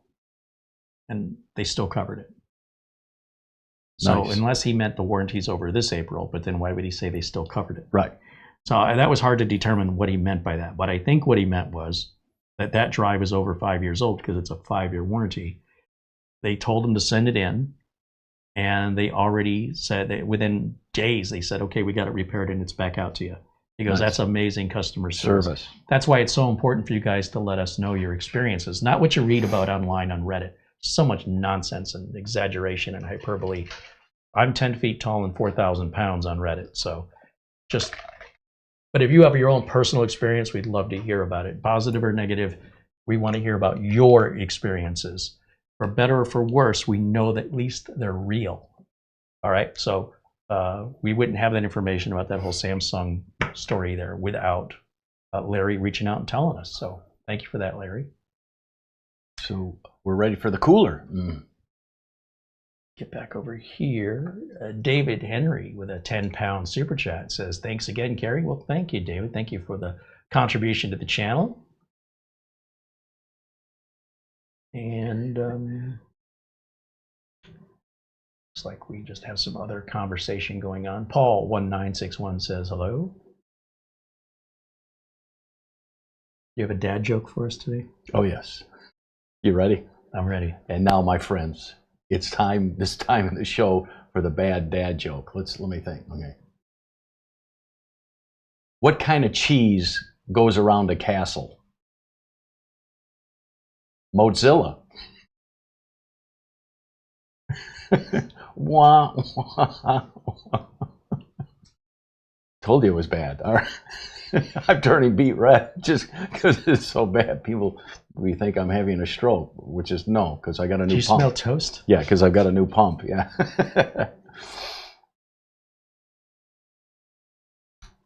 I saw a meme that said 3-piece chicken dinner. And it was 3 pieces of corn being handed to a chicken. All right. Yeah. Stock cooler coming up. Oh, there's Larry. He said the drive was in the 5-year warranty. It would have ended this coming April. Okay. I was confused because he said they still covered it. Well, why? If you're in warranty, why would you expect them not to? Yeah. So the way it read was the warranty expires in April, but they still covered it. And I was like, so he must mean last April. And they, wow, that was really nice. They gave him that many extra months. So anyway, just a misunderstanding in the communication there. But I do appreciate you sharing the experience. Well, and still good customer service. I mean, Regardless. That's what they're, look, yeah. if you have a 5-year warranty, then by law, they did what they have to do. They didn't have to be that fast about it. Right. But they absolutely did what they had to do. Okay, so what, you getting ready to put that heatsink on? Yeah. A lot of times they don't ship with the tape on the. Not these days. Not these days. There's no cover. Basically, the cardboard is covering the thermal paste, material. Yeah. Usually, there's like in the past, there's been a plastic cover, or sometimes there's not tape because the tape would peel the thermal. Right, it would peel it off. But usually some kind of protection. So now that protection is just built into the packaging, which reduces the amount of packaging and also the expense of the packaging. And as you can see, the thermal compound arrived, bring that down just a little bit, in perfect condition. It's not touched or harmed or spread out or smeared at all. And then here's our cable. Yep. Now, I want to bring this up to the audience real quick because when I received the computer from the customer, the stock heatsink was bouncing around, completely disattached from the board. I'm going to explain to you why that happened. Let me grab some glasses, not those real powerful ones, just my regular ones. Oh, hey, Mitch is here. I didn't see you there. His evil twin. All right, so. Oh, the one with the goatee. Yeah. That's how you tell them apart. On Intel heatsinks, I call these towers, and the way the towers work is you have an alligator mouth right down there. And when you push the tower down, you're going to put this into the hole next to the CPU, and you're going to push the tower down, and it's going to spread the alligator mouth open by shoving a little plastic rod in there, causing it to open. And that prevents this from coming out, and you've got 4 of these. But what happens when you want to take this off? So if I demonstrate, if I were to push this down, let's say I put it in the board, push it down, watch the alligator mouth. See how it widened out? Right there. See, now there's 3 pieces instead of 2. And you say, okay, you're going to hear it click when it goes in, which I may not be able to do while holding it. And that click is locking it. And then to unlock it, you're going to twist this in the opposite direction of, we're just going to say counterclockwise. And that releases, just like a retractable pen. It releases it so it can go back up. The little piece in here can go back up.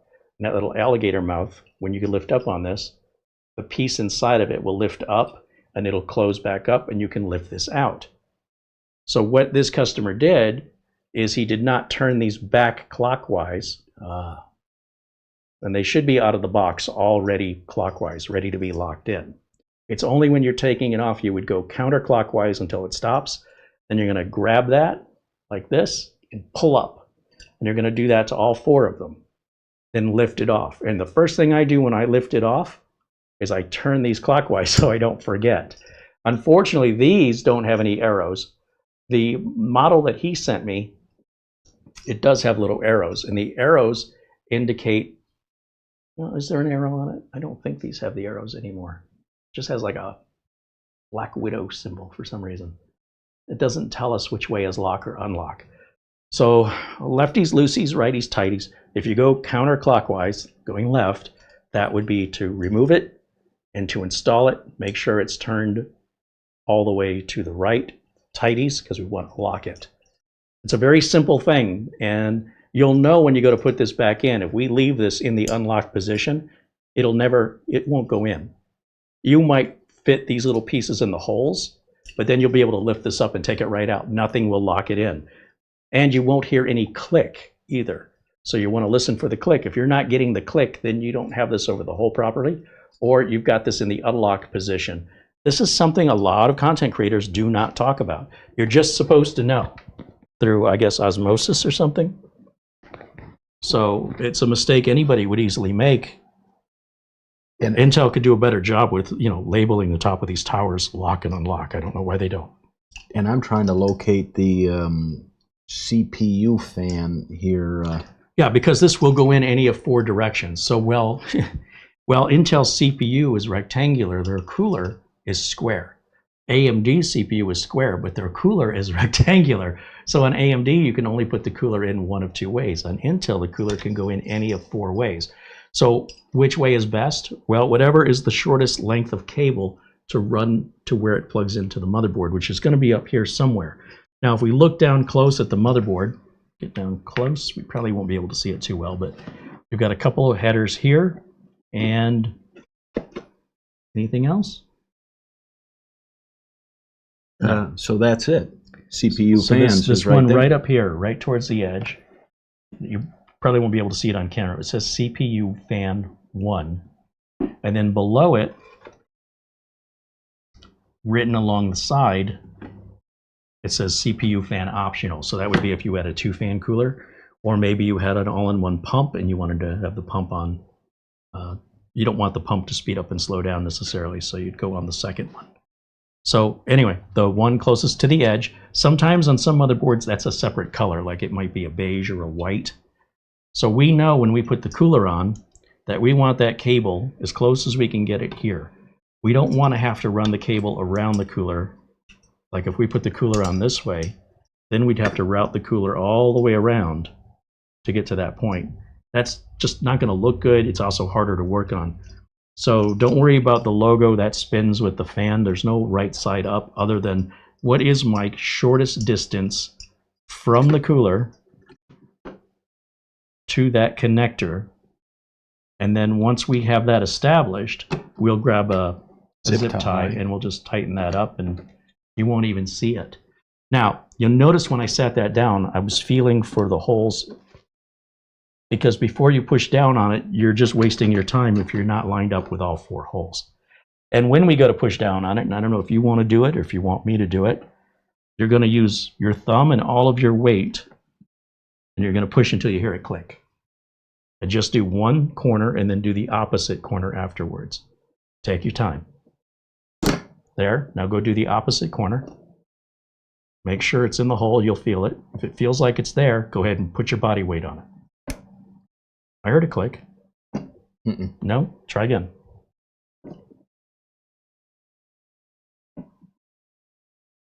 Is that all your body weight? Yes. Come on now. What am I doing here wrong?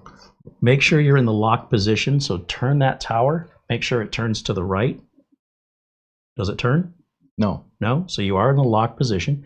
Make sure you're lined up with the hole correctly, and give it another shot. I heard it click. I heard it click that time. All right, yeah. now either of the other two. And the last one. Okay, you can double check your work when it's not already mounted in the case to see that those little alligator mouths are poking out. In fact, let me step around. I'll bring it up to the camera so people can see what that looks like. And this is for stock coolers from Intel. That's how they have always mounted. Well, at least the one we removed or we're replacing from 12 years ago, it's exactly the same. So you're convinced that will not That ain't fly going off, nowhere. No. fly off when you ship it? Not No. with the teeth open. All 4 the of those mouth coming open, loose? yeah. No. The only reason they came off is they were still in the unlocked position. They were never locked in. When they're not locked in, remember we talked about how much pressure needs to happen on that latch? The same is true with the heatsink. When you're putting a heatsink on, some of the worst advice you'll hear on YouTube is that you should torque it down as far as you can get it. That is the worst advice you will hear on YouTube, and it's a reason why you should always verify information, even if it's coming from me. I get things wrong. I know it's hard to believe. Yeah, I said I know it's hard to believe. Indubitably. Are there zip ties over there? Next to We're not going to do that right now, not yet. So what I want you to know is there has to be a certain amount of pressure from the heatsink to the top of the CPU for the thermal compound to work properly. There's got to be a certain amount of pressure on the CPU to the CPU socket for the CPU to connect properly. It can't be too little and it can't be too much. So here is the common Reddit thread. If you want to search for it for entertainment purposes, I want you to look for this if you're curious and you're wondering, am I just making stories up? And this is particularly true with AMD systems. But Intel systems aren't completely immune from it. But when you over tighten a cooler, what it does is it starts bending the motherboard. So you're tightening it here in the middle, right? And that's going to bring up your sides. And it's such a minor bend, and the naked eye can't really tell. And you're just in there going, wow, this guy on YouTube said, really, if you want your cooler to work really good, you really got to crank it down. And you're just cranking it down. Now, these boards, this one here, I think has 7 layers of circuitry. So not only are you potentially crushing all the layers in between, which is not good, the common issue that you'll find on Reddit is someone says, one of my RAM sockets, no matter what RAM I put in there, it won't register. So clearly I've got a bad RAM socket.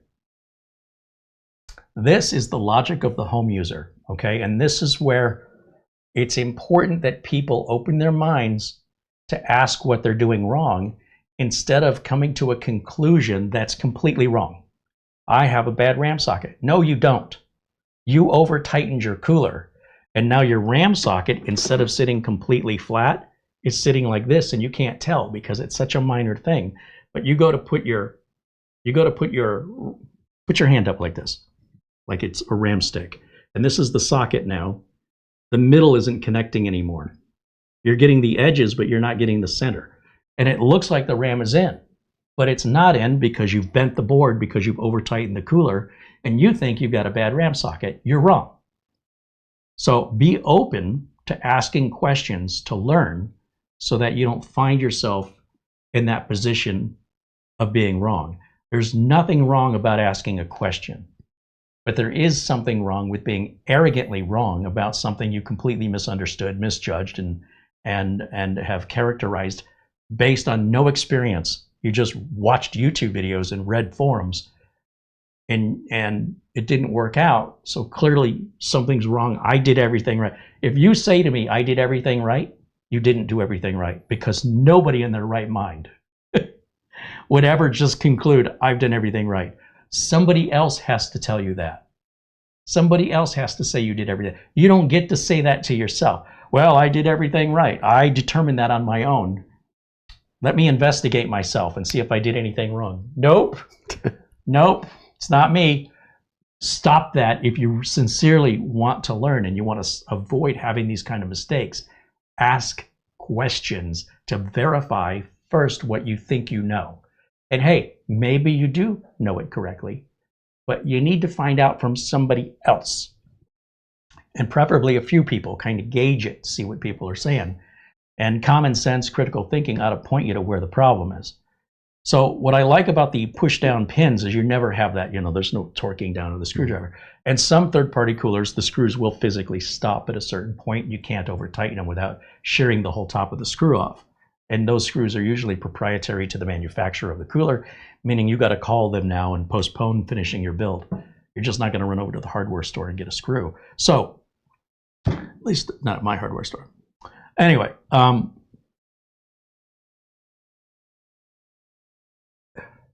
overdo it. I guess that's all I'm trying to say. I thought you were at mime school. People thought the image froze. I've been watching too much Yeah. Sebastian Maniscalco. Yeah. All right, so RAM. When we put the RAM in, if you have 4 RAM sockets, you'll almost always, with all manufacturers on DDR4 and DDR5, you start with the RAM socket that is 1 away from your CPU. If we've got all 4 and we're going to fill all 4, it doesn't matter where you start. But that RAM socket closest to the CPU, skip that one. Then we're going to put RAM in the next socket, skip the next one, and then that last socket, the one closest to you. That would be your first channel for dual channel RAM. And I'm going to just open those little retention levers up. Mitch is getting the RAM out. Certainly love the Go Faster sticker. Got to have the Go Faster stickers if you want it to go faster. You've never seen a car win a professional car race without stickers on it. And what Uncle Carey taught Uncle Mitch is you don't bend the, otherwise you might bend the RAM. You bend the plastic. Yeah, when you're taking the RAM out of the package, don't grab the RAM and yank bend the RAM out of the package. bend the package instead so the RAM kind of pops out. It's like taking cookies out of, or cupcakes out of the little holder. With the silicone trays that we have now, if you know, one of the things we like to make is you take a cucumber, squirrel moment. Okay. Take a cucumber, slice it up, and get some wax paper and lay the slices of cucumber in a single layer across the wax paper, as many as you can fit. Oh, we got to soak the cucumber in like vinegar and maybe some Italian dressing, something like that. Let it soak for a good 30 minutes or so. Then take it out, shake it off, lay it down on the wax paper. It's important if you want flavor. Put that in the oven in a really low temperature, say 200 degrees Fahrenheit, and let that cook for about 90 minutes. It'll dry it out, basically dehydrating it. When it comes out of the oven, these little thin cucumber slices become very brittle, and if you try and peel them off with a wax paper, they just break.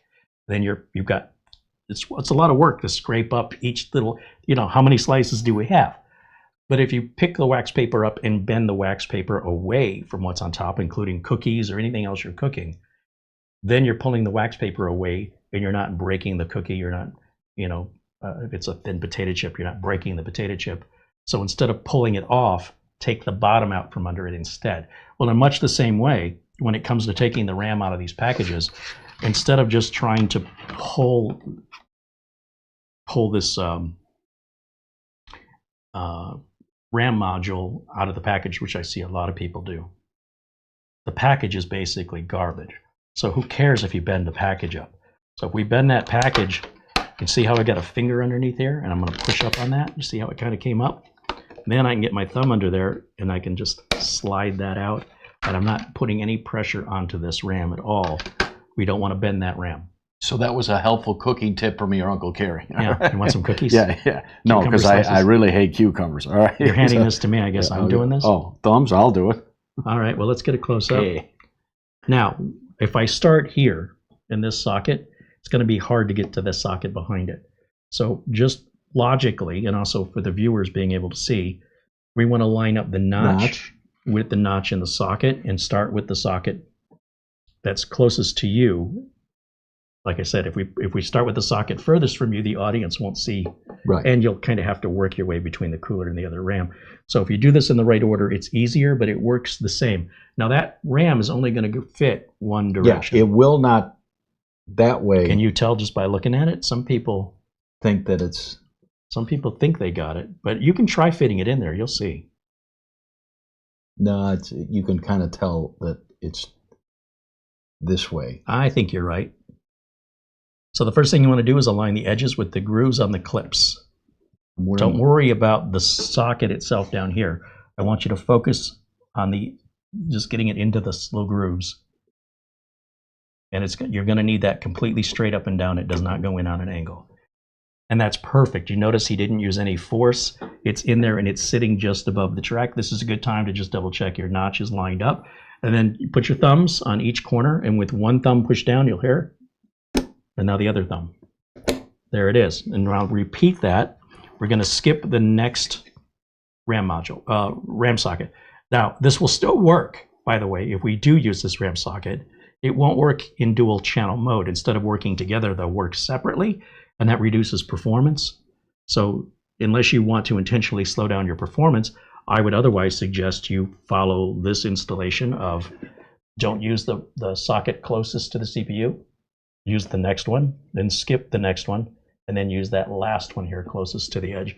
That's universal for AMD and Intel. And this module that I put in, the label is facing me. So you would figure, oh yeah, they both... Once you got the first one, just make sure that you got the front and back the same, and then you won't have to worry if the notch is lined up. Perfect. Yeah. Perfect. Okay. Now you realize with the RAM, the storage, the cooler, the CPU, all we have to do is fire this up and do the smoke test. Do our smoke test and maybe update a BIOS. Maybe. We're ahead of schedule, as the British say. Now we can grab a power supply off the shelf, but since we're going to use a power supply for this customer's build, we might as well test it now. Yeah. So you got your knife? He's always prepared. Cut towards Uncle Carey. Cut towards... Andy says that RAM is huge compared to laptop RAM. Yeah, I'd hope so, unless you have real big laptops. Yeah. Chris Johnson says hello. I was in Costco kind of looking at laptops just for fun, and I got to tell you, chat, the 17-inch, it's just humongous. I'm like, that's just way too, I mean, it's great that you have a lot of real estate, but I'm like, to lug something like this, big, heavy, so I'm like, the 15s in this, even the 16s seemed a little... Especially on an airplane, unless you're in first class. Yeah. It'd be like a Tyrannosaurus Rex trying to type on it. Because you're not going to be like this, and the people like... And your battery life probably isn't going to be that good. And if you're worried about people looking over your shoulder, you got a nice big screen that they can all watch what you're doing. Hey, so, hey, you think, is this a trash to you? Yeah, kind of. All right, here we go. What have we got in the box? We've got our documentation. Now, we're going with a non-modular power supply because end users always lose the cables. We've got our outlet. Oh, that's the C13 power cable. And we're going, people that call it the octopus, we're going with the non,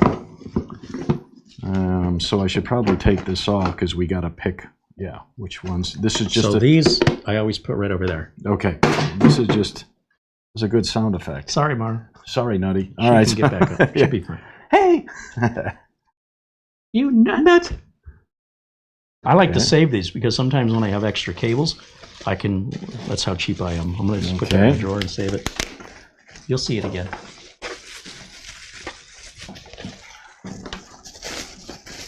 Speaking of fidget spinners. You don't have an old drawer full of bread twists. What are those plastic? Those are too small. Those are too small. And they break too easy. Yeah, those plaids. You know what I'm talking about. The bread twists. Plastic. That supposedly keeps the bread fresh. All right. We don't eat bread in this house. Okay. Just cookies and cake. Yeah. Bread, that's a luxury. All right, boom. There you go. So let them eat bread. Yeah. So we've got So if we want to fire this up, we're going to need to hook up the 24-pin power cable just as a minimum. Which is here. Right? Yep. I forgot how long Thermaltake makes their cables. There's going to be a little bit of cable management on this, but at least the Corsair 200R makes it easy. So we're going to pop that bad boy down there, and then we need... You got to hear a click. Yep, and just visually look at it to see that it's seated. And then we've got the 24-pin power cable over here. Right here, and there is an 8-pin and an extra 4-pin. That extra 4 pins for overclocking. We don't have an overclockable processor anyway, and then we'd have to pay more for a cooler, and then you pay all this money and you go like 7% faster. I don't know. I don't get it. I don't get what people are thinking, but you know, I also don't hike Mount Everest.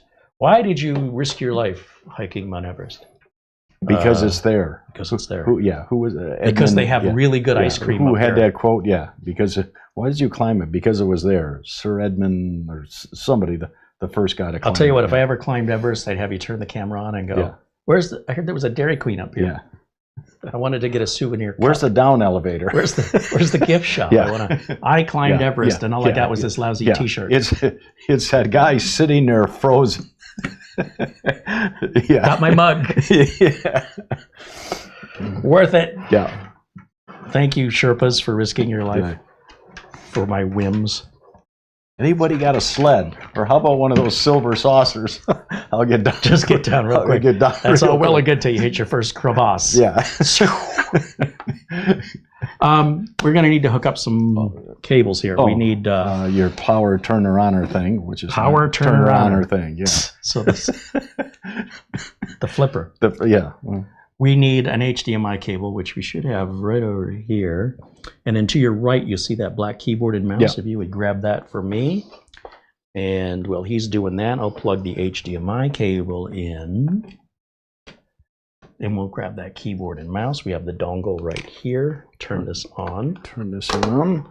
Here's got that one turned on. We'll use any USB port back here.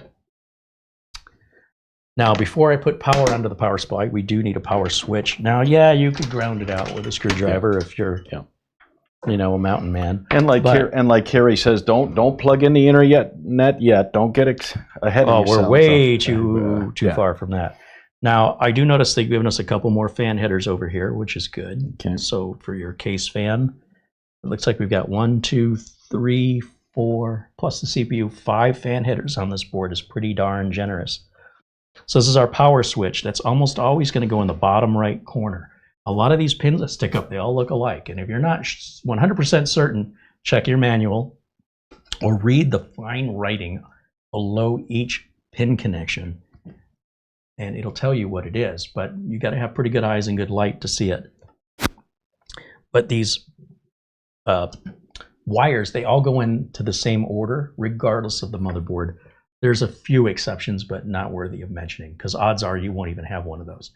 And it's been that way for 25 years at least, probably more, probably 35 years. But regardless, just so you know, plug into the right connector. If you were to short out your USB that has power and send that surge through your board just because you plugged in something in the wrong place, that's on you. That's not a warranty issue. Let me grab the C13 power cable. We're not using that one because I have one here already plugged in. So, Chad, who thinks it's going to work? Take your bets. Remember, Mitch built most of this, so it doesn't work. So it's his fault. If it does work, that's because my magnetic personality. If it does work, it's because of my guidance. See how that works? Yeah. Are we ready? All right, so hit that. Turn the power supply on. The power supply, we've got a switch right here. And I always think the 0 is powered on. I don't know why you'd think that. Yeah, but the O is for off. Off, okay. So I guess on starts with an O. That doesn't work. Yeah. Just seeing if you were paying attention. And then you have this is binary. So binary is 0 and 1. Okay, gotcha. Okay, so anyway. Mitch says he is not binary. He is. I thought I seen some colors on the board. Yeah. So when you turn the power supply, when you give it power, your board is never really off. And I keep telling people, before you work on your motherboard, always unplug it, because there's still power flowing through the board. Same with your television. Why do you think your TV kicks on so fast? It's in a low power vampire state. So we know we don't have the motherboard turned on because the fan isn't spinning. So essentially, what we see here lit up on the corners is the RGB. That's a reminder, there's power flowing through this board, a small amount, but you wouldn't want to plug a video card in or change any RAM out in this state, or you could cause a short circuit and destroy the thing you're plugging in, or the board, or both. Okay, so safety first, just for the safety for your money. Never mind it's, potentially going to give you a shock. My bigger concern, you'll get over it. My bigger concern is, did you just toast a $3,000 video card or $3,000 worth of 16 gigs of RAM? My shock is if this board works. Nah, so you want to switch the camera video input so they can see it. What does it come right up to the BIOS? It'll go into the BIOS. Yeah. But go ahead and turn it on first. Okay. Let's see that we get. Are you ready, spin, Chad? And I'll get ready to switch over to HDMI 3. Just hit that. Yeah, that's how a power switch works. And our CPU fan is spinning. We got a kind of a red light there. Let's see what happens over here. So we got no signal, and we're training the RAM right now. So you got to give that a minute to let it train. So you can hear us, but you're not seeing us, because we're on the output, the video output of this motherboard. And if we did everything correctly, within about 90 seconds, we should see the logo for ASRock pop up and get into the BIOS. But that very first boot is nerve-wracking because it feels like something's wrong. When you're looking at your screen and you're not seeing any video, don't you think something's wrong? Shazam. And now it's going to try and boot, but nothing is bootable. Now, it says we're running an i5-14500 right up here, which is correct. It detects the CPU correctly. We've got our CPU fan connected to the right header. This is important for the CPU fan. None of the other fans matter. Okay. We're in sockets A2 and B2, and it's recognizing that both sticks are 16 gigs. With DDR5, you don't want to use XMP if you've got 4 sticks of RAM. It's very difficult to get DDR5 to work in XMP or DOCP, whatever AMD calls it. But if you're only running 2 sticks and you want to try XMP or DOCP, that's fine. So how does that doesn't tell me that I'm in dual channel. Now It does. It says A2 and B2. That's one channel. Oh, yeah, gotcha. And A1 and B1 B2, are the second channel. Gotcha. But you'd have to know that. Yep. And then it says we're in M.2-1. There's a SATA 3. Oh, this has 4 SATA ports on it. And then it's got 2 NVMe slots on it. Okay. Yeah, the 4 SATA ports are along the edge. I see 2 of them. Where's the other 2? Oh, on the front. So 2 on the edge and 2 on the front. Okay.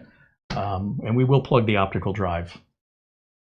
It doesn't matter which one, but my OCD will insist I put it in SATA 0. And then nowhere on this tells you the BIOS. You probably got to go right up here. Oh. It says B760M Riptide Wi-Fi 5.01. Okay. Now, before the show, I went on to ASRock's website. Okay. And I checked for the latest BIOS. I don't know which one I downloaded. Whatever was the latest, and I put it on this blank flash drive, just the BIOS. Okay. So if we plug that in back here to any USB port and just give that a minute to initialize, the BIOS number is in the file name, and we'll see if that's a number bigger than 5.01. Otherwise, just go to ASRock's website for this motherboard, click on support, click on BIOS. If it's a bigger number than what you have, it's probably in your benefit to update. So let's go check that right now. So I'm going to come back over here, and we're going to go to Instant Flash. Yeah, where it says, where's my mouse? There it is. So anyway, yeah, this is the mouse I should have been using. That's our model of board and our BIOS version. Okay. This is our CPU. This tells us we're in slot A2 and B2, which your manual will say to use these 2 first. Yep. We're not using the XMP profile, but we can, just not yet. Okay. Okay. But if you have 4 sticks of DDR5, don't be surprised if you have trouble with XMP or DOCP on Intel or AMD. It's just DDR5 is a different beast. It doesn't like working that way. There's our CPU fan speed here that I was referencing. Sorry, I was using the other mouse, so you probably didn't see it. And then over here, our fan setting. This is where you can tell it if you want performance, full speed. That's referring to the fan. Okay. All right. So I would just say standard. Silent. It depends how sensitive your ears are and how hard you work the computer. This is a case, that's full metal. I wouldn't think you'd hear it. Well, you know, the other board he had, he never complained about any noise. Yep. So, all right, instant flash. Make sure BitLocker's not on, or you may lose access to your computer without the key. But we haven't even set this up yet, so we know that. So we're on version 8.01. Oh, you see that in the file name? Yep. And we've got version 5.01. So before we do anything else, let's go ahead and update that. And now no touchy. Yeah, absolutely. You know, you and I both lost power. Mm-hmm. Very rarely ever happen. When's the last time you lost power?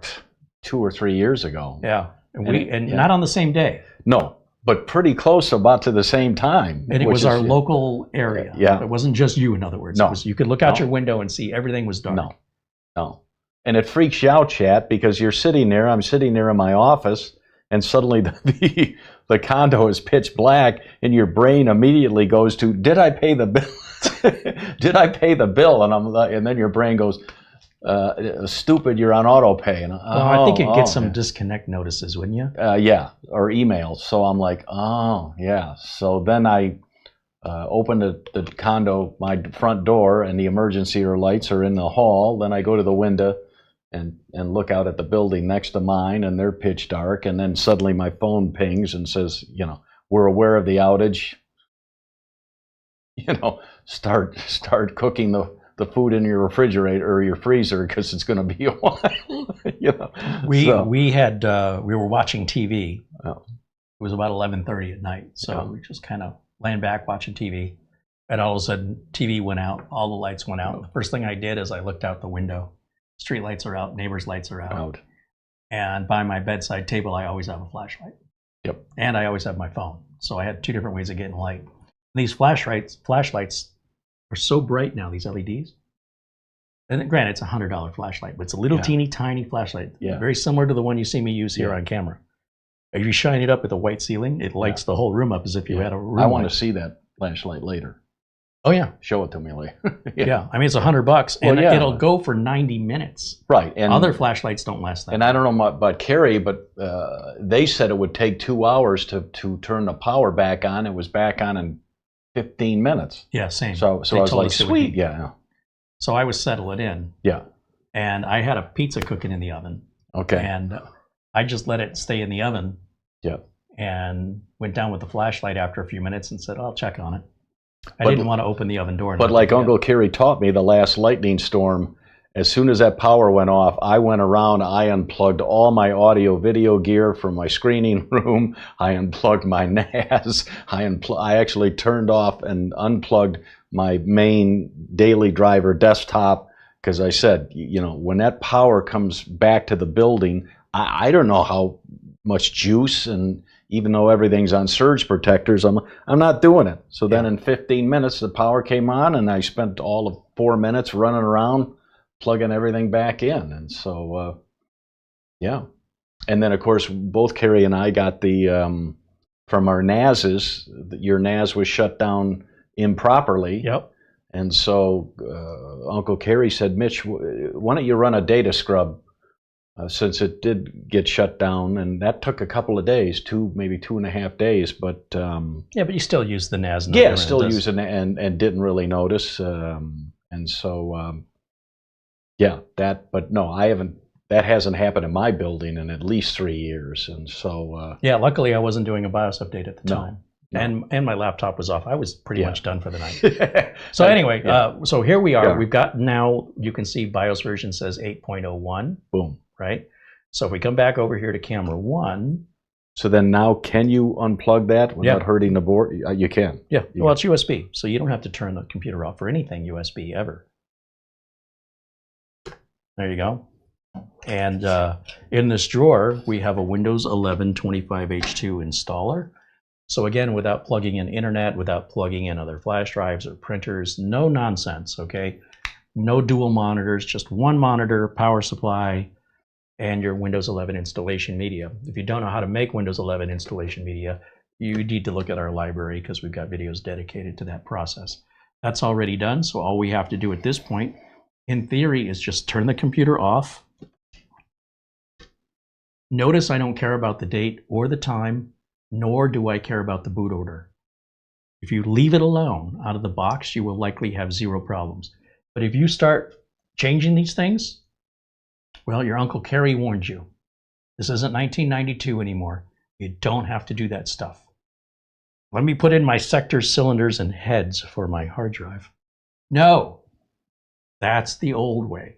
All right, so with that, I'll turn this back on, and in theory, it should try and boot from that automatically. Let's go back over. Because that's the only thing that it kind of can boot. That's the only thing it can boot from, to. because the NVMe drive we put in there has no partition, no operating system. So watch this time, instead of going into the BIOS out of the box by the manufacturer is going to try and find the first bootable device.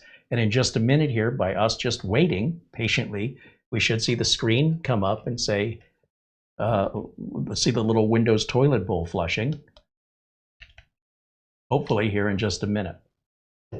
And that'll be from the flash drive, because that's the only bootable device. And hopefully clockwise, not clockwise. Depends if you're in Australia. There it is. It's flushing now. Yeah. So once that comes up, clockwise, it is clockwise. Yeah. But if you're in Australia, I think that goes the other way. All right. So when this comes up here, we should see the Windows 11 setup screen, which we've done dozens of times before. Dozens. Do I really need to? Hundreds. I'm just. Well, somebody's paying attention. Yeah. And he's old. All right. So. All right. So do I really need to explain all this? No. Smoke them if you got them. What about vape? Okay.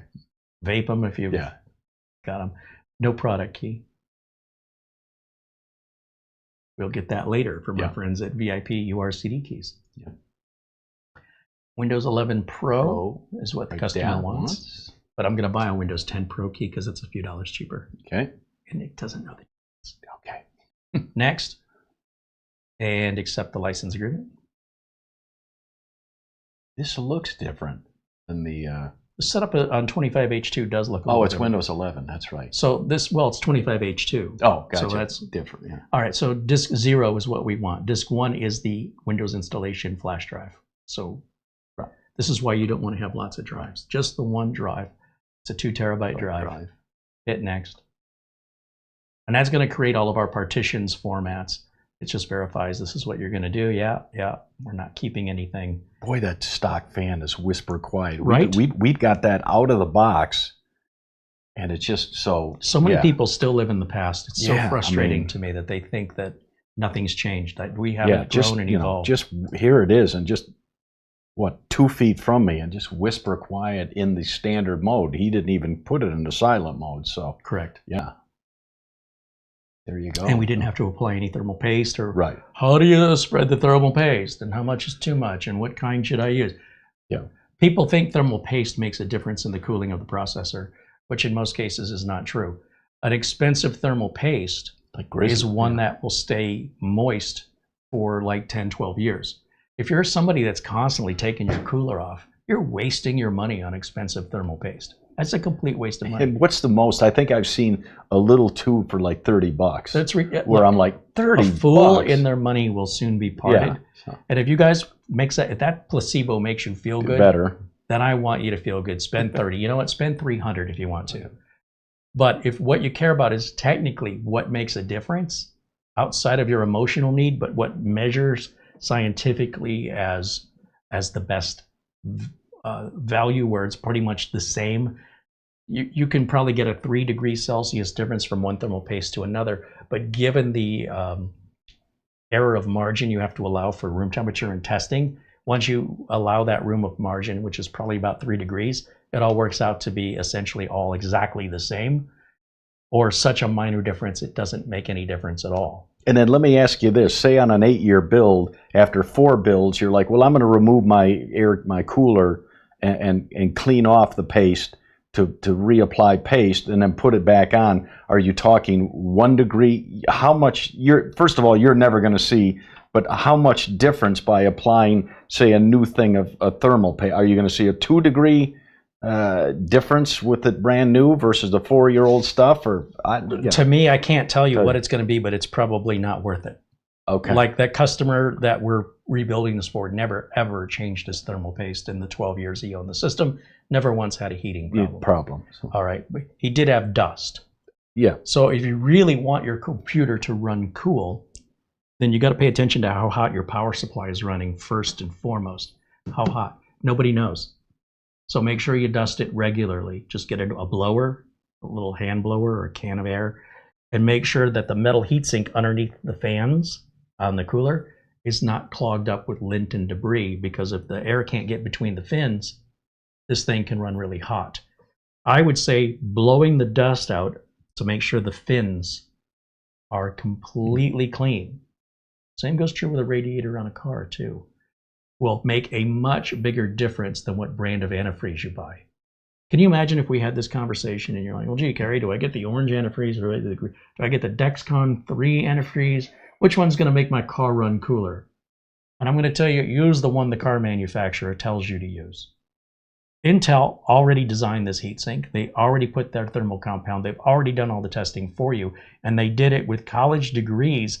And it's not one guy who decides it. It's a group of people that all agree on the scientific response, not on an opinion or an attitude.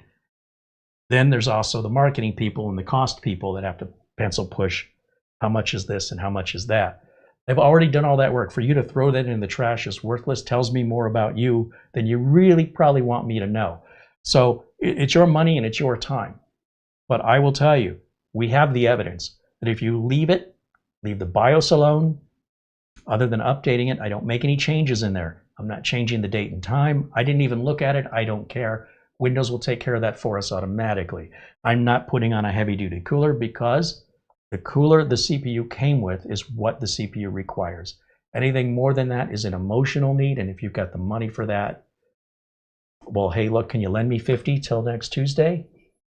And then, Chad, I just get in the habit, like I told Uncle Carey, that the first week of January and the first week of July, I mean, I just, out of habit, I just clean out all 5 of my desktops. Like you said, you get the blower, you clean, and I'm shocked that after 6 months, and mostly on the power supply, how dusty. Well, we're in Arizona too, though. Right. So depending on where you live, you might be in a higher humidity area. Right. Or you might be in a dry area, or you might be in a dusty environment. Maybe you live outside of a farm. That'd be pretty bad. Yeah, and with us, of course, Chad, as you know, we don't open the windows for 5 months because it's Africa hot. We So had I mean, 3 days of winter this year. yeah, Pretty good. yeah, Yeah, but opening up the windows, that brings in more dust. dust. Having the AC on or the heat brings in dust. More. If you have pets going in and out with the dander and stuff Yep. the pets bring in, more dust. Yep. If this sits on the floor, more dust. Yep. You can raise it off the floor. You'll get less dust, but you still have to dust it out. And that overall will make a bigger difference in your cooling than any thermal compound. Period. End of story. When people show on YouTube how they change the thermal compound and look at the difference it made, they also dust it. Anybody who does that on YouTube, you should ask in their comment section, what was the temperature like after you dusted it? Separate out the dusting from the thermal compound. Don't put them both together, because this is what the content creators universally do. They clean out the dust, they change the thermal compound, and they say, here's the temps it was running at before I cleaned out the dust and changed the thermal compound, and here's where it's at now. Look at what a big difference it made. But if you say, wait a minute, is that what you say? Now wait a minute. It's my impression of Mitch. Yeah. Hold on. Now wait a minute. Now wait a minute. There it is. What if you didn't change the thermal paste? What if all you did was take your temperature now, then clean out all the dust, make sure all the heat sinks are clean, same with a laptop, then run your temperature test again. Then with those results, do your thermal paste and see your temperature change again. And I think you will universally, 100% of the time, well, 99.8% of the time, you'll say, oh, it's a 3-degree difference with the thermal paste, and it's a 40-degree difference by dusting it. Yeah. 40 degrees, 30 degrees, 20 degrees, that's worth doing. It's also, there's no expense to it. Here you got your thermal compound, you got to clean it up. You could potentially damage, especially a laptop, if you're not familiar with the process. And this thing was working, and now you've broken it, and you spent money to do it. And if you'd have left it alone, it would have been fine. Now, if you're willing to break it and you're willing to accept accountability for you making a bad decision and causing your own problem, then have fun. But if you're going to cry about it, don't cry to me that you made bad decisions or because you believed a content creator. That there's nuance to it that they really can't explain. And the only way you're going to learn is by doing. And do you want to learn that on a computer that's important to you? Go to a recycler and buy some old computers if that's important to you and you want to learn that skill. Try it on something that doesn't matter first. Otherwise, don't do it at all. Just keep it free of dust. That's where 90% of your cooling issues are coming from. Universally, laptops, desktops, is all in dust and blocked coolers. It has nothing to do with the thermal compound. Even the system that we're replacing is 12 years old. Never had thermal compound replaced. Yep. I don't know what else to tell you. Yep. I mean, go ahead and do what you want. Go play in traffic, you know. I wouldn't, but all right. Let's see. Let's finish this up. Let me get rid of camera one here real quick. United States. So we're still not plugging anything in, especially not the internet at this point, because we want to create that local account. Oh, they took away local accounts and bypass NRO doesn't work. That's nonsense. More internet lies. So many lies. You're being lied to constantly, and I hope you realize that. All right. I'm going to say yes on that. Skip that. I'm not saying they're doing it on purpose, but it's your responsibility to choose what you're believing. So if you're not bothered to double check what you're being told, don't be surprised when you find out it's wrong. But you, oh, you know what? I don't want to put user. I'll put, we'll put John. How about that? John Doe. And we'll leave the password blank for right now. And you know how I like to set this up. Everything off but location. Why am I leaving location on? For the nearest pizza parlor. Well, that, but also it'll set my date and time for me, which takes care of it in the BIOS too. Yeah. All right. So we're just trying to help it. We're not trying to put anybody down. We're trying to raise people up. Say, stop putting yourself down. Stop believing this stuff. Verify things. Stop doing things the hard way, the old way. Embrace the new way. Everything's easier. Don't take it as an insult. We're trying to empower you with education, and that's the only way this information should be heard. It should not be heard as demeaning or insulting.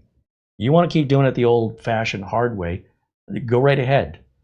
I need to make money for a living, and I need to get work done quickly, and I need it done right the first time. My reputation runs on the line, as does the ability to earn a profit. So I'm just telling you the same way as if this were just as serious as a home user, which in my opinion it should be, but some home users, you know, they don't care until it happens to them, then they care. All right, let me look in the chat while we're waiting for this to finish. Once we get to the desktop, by the way, I can plug in the internet and then we can go grab updates. Presuming all of that goes well, then the motherboard can be mounted into the case along with the power supply. We'll use one of those SATA cables to plug in the optical drive, do a little cable management, box it up, and send it off to the customer. That's it. I'll run Carey's Windows 11 optimizer on this. And he'll be pleased to get his brand new machine. I hope so. And then hopefully he'll have that up and running and he'll send us the second one because he ordered two identical machines. But on his time, whenever he's ready, he'll send it. And then we'll try and do the exact same upgrade so the two will match. But I did advise him if he wants them to match, he better buy those parts now. Because we may not be able to get the same board or the same RAM. It may not matter to him. But if it does matter, there's also the pricing. It's going to go up. So with that, we can remove the Windows 11 flash drive. Just put that back in this drawer. And I don't know if we have the network adapter automatically given a driver by Windows. On some boards you do, and on some boards you don't. But I do know a way to find out. We'll grab an Ethernet cable. This one ought to do just fine. You want to plug that in back there for me? And I'm going to go over to the desktop again, and we'll see if it acknowledges you've plugged anything in. Oh, 2.5 gig Ethernet. So 2.5 gig is great, except it may not automatically have a driver. But now that I'm looking, I see it flashing down here. That's good, isn't it? That's a good thing. If it just stayed and didn't react. You're on. Okay. And do we want to do the auto driver installer from ASRock? I do, because that again makes life so much easier than installing the drivers one by one or trusting Windows Update. Easy peasy.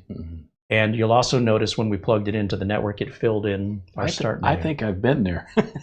I think that is you. If you zoom in. I think I've been there. I think you're right down here. PP Island. They're in Thailand. I wonder why they call it and that. I do mean PP. Let's see what this wants. Permission. Yeah. I would go back to Thailand in a second. Yeah. Look at that blue water. Whew. So this is loading right now. It just put that icon up, and now it says, these are all the drivers we're missing. Now, here's what I like, what ASRock does. Okay. Other manufacturers, Asus, they try to put Norton on your system or something like that. But you notice these are literally just drivers. They're not trying to sneak anything else in. Right. Can you imagine they did exactly what they said they were going to do without trying to get something by you? Yeah, bloatware. All right, so these are all the drivers, right? So we want everything checked. Okay. And we'll just hit update. And it's going to download, restart as necessary. The Intel chipset driver is very important. It's not one you want to forget about. And this makes sure you get the latest VGA driver that's built into the 14500.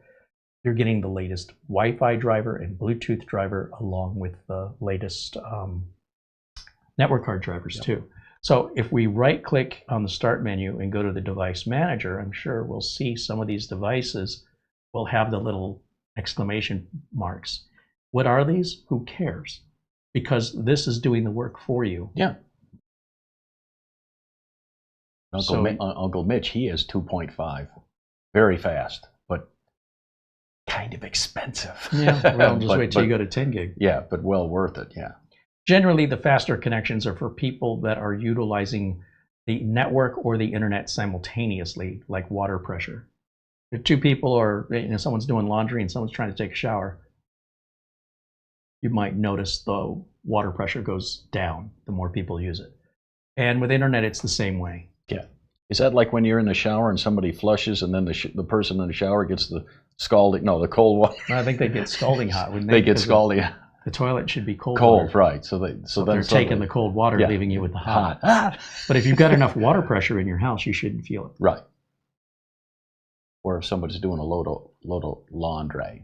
So for somebody that's, just using the internet by themselves, you're not watching Netflix and playing a game online and doing other things at the same time. Unless you are, Yeah. it's probably a waste of money. But Yeah. Like they say in Top Gun, the need for speed. there you go. I must have it. So, but it's pricey, and I don't care. So. He's got money. Yeah. He's loaded. Don't tell everyone. He is loaded. I wish I was loaded now. No, I didn't In mean fact, I am. financially. That's yeah. Oh, okay. That drink is rum and coke. I'll be getting thick. Mostly rum. Yeah, I'll be getting thick-tongued here shortly. Wait, you aren't now? Yeah, Notice the driver's getting installed here on, you'll see this refreshing. yep. And that's just verifying this is doing its job over here. And when it's done, we should need a reboot. And that when we look in the device manager after the reboot, it should look perfectly clean like it does now. So you say, well, why is it still installing drivers if it's already got all of it? These are going to be newer. Oh, So it's saying, okay, whatever you got with Windows is too it's old. old. So now- these, if it's newer, that means it's likely more optimal. So it's overwriting the old ones. Yeah, it's Yeah. replacing. Send them. Yeah. It's like replace. Well, So, what's yeah. wrong with my tires? Well, this is a new tire. Yeah, but my tire's not flat. No, but you No, basically no. have no tread on Yeah. it. Yeah. Well, it works. Yeah. Well, but it'll work better. Yeah. Your handling will be better. Your car will run better. Stopping. Right? Your gas mileage will be better. So it doesn't have to be, completely broken to justify. Let me put us down in a corner again, and we'll watch the system boot up. Is anyone still using Blu-ray and DVD drives? Your Uncle Yeah. Mitch is. Well, this gentleman wants his Yeah. DVD drive. Yep. So we'll be hooking that back up. I don't know that we'll get to it today, but Right. I mean, the rest of this is easy peasy. Yeah. So we're going to go ahead and hit Windows Update now because this will check one more time to make sure it should say there's no more driver updates. Okay. And it's only going to happen that one time. Yeah. You have to Yeah. actually go into the BIOS to re-enable that to Yeah. come back up. Boy, you've And got- it leaves the icon up here that Yeah. you could Boy, click. you've got thick glasses. I can't read that. Well, What? I can change that resolution. Oh. Whew. It's defaulting to 4K mode. Oh. Versus. Okay. It's still finishing the driver Right. installs. But if I right click right now Okay. and go to display settings and change that to 1920 by 1080. Oh. Well, no. I And then seize. installation is successfully completed. For further drivers and utilities, please enter the BIOS. Yeah. All right, Blah blah blah. we're done with all that. So the next thing is to just hit Windows Update, and that'll give us our Windows updates. And as you can tell, if we right click and go to System, we can verify we're already on 25H2. Right down here. Windows 11 Pro 25H2, but we have updates to 25H2. Okay. So there's our storage, 1.82 terabytes. Our RAM is borrowing 128 megs of RAM from our installed RAM. Okay. Our processor is the i5-14500. There's our 32 gigs of RAM reported here as well. These are just identifiers. There's nothing private or personal. There's nothing here that's exposing any information. It's like having somebody's license plate number. What does that do? Right. You can't figure out who owns that car unless you have access to the government's database. Yep. That's why it's on public display. So some people think I'm exposing private information here, but this is not. There's nothing you can glean from this. It's not a product key. All right, so don't freak out. Let's go back over to Windows Update, and I want to turn this option on. I want to go to Advanced Options, and I want to turn on, this is my preference, I like to turn these on. You don't have to agree with me, and I don't need your agreement. See, I'm so ready for it. All right, and then we're going to go back over to Windows Update again, And hit it. and we'll check for it. Now, even though it was checking for updates, Oh. I okay. did not stop it. Right. It was still doing that in the background. And now I guess it finished because it's checking for updates again instead of taking us back to current update status. And yeah, and then if we go down to the bottom right corner, I don't like how by default it hides our security and our Bluetooth icons. So I like to right click and go to taskbar settings. And I like to turn this off and turn this off. Again, my preferences. I go to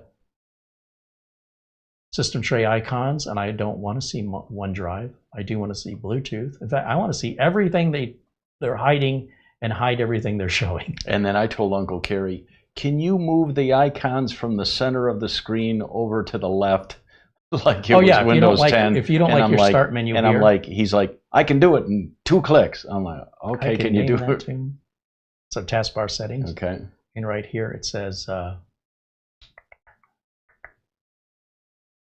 taskbar behaviors. And the first thing, taskbar alignment in the center, or we can go to the left. Ah. Does that make you feel better? Mitchy likey. And that's very easily Yeah, switchable. switchable. So. And then they did make a change to the start menu, which we'll probably see after these updates. But you can more or less kind of set it back. Mhm. More or less. It's not exactly. I'll usually like right click on Xbox and uninstall it while I'm waiting. Yeah. And I'll right click on, this isn't bloatware because it's not big. It's little teeny tiny cookie things. And I just find them annoying to look at. Install WhatsApp? No. And if you wanted any of that, if you change your mind, just go to the Microsoft Store and download it for free anyway. So, you know, it gives me something to do while I'm waiting. And then we'll go back over here to settings. And what's that thing to the right of the search bar? This little cartoony thing. Yeah. Now, the Uncle Carey's Windows 11 optimizer will get rid of all this stuff for you. Gotcha. But if you wanted to get rid of that by hand, then you would type in, down in the search, type in search permission. I got to type correctly. SE. SEA. He graduated the 3rd grade. Hey. Okay. I was only 19. Yeah. Search. And then what would be show search highlights right here. Okay. Click on that. And then it says, see this one that's square, it's Oh, got a yeah. square box? Yeah. Show search highlights. Highlights. These are called search highlights, this Yeah. little cartoon. Don't like it. So we go up here and just turn that off. Bye-bye. There it goes. Nice and clean. Yeah. But again, the optimizer, Right, would do that. so the optimizer's not doing anything tricky. Yeah. Everything the optimizer Okay. does, you can do by hand. It just does it Yeah. way faster. Yeah, very fast. In fact, so I work with Nick over at D7X Tech, and we pretty much have it finalized. I mean, I think we'll continue to refine it, and we still may yet find any bugs, but so far as I can tell, it's pretty rock solid. If we go over either into the video notes or just type in D7X Tech and hit enter, it should pull up his website. And he's got a lot of products that he makes. And we're going to look for our product, Okay. Uncle Carey products. And where is it? Deleted. He deleted it. No. Never. Hey, why don't we have product placement here? Crypto Prevent, that's a real popular product he came out with. Productivity software. All software. Better be under all software.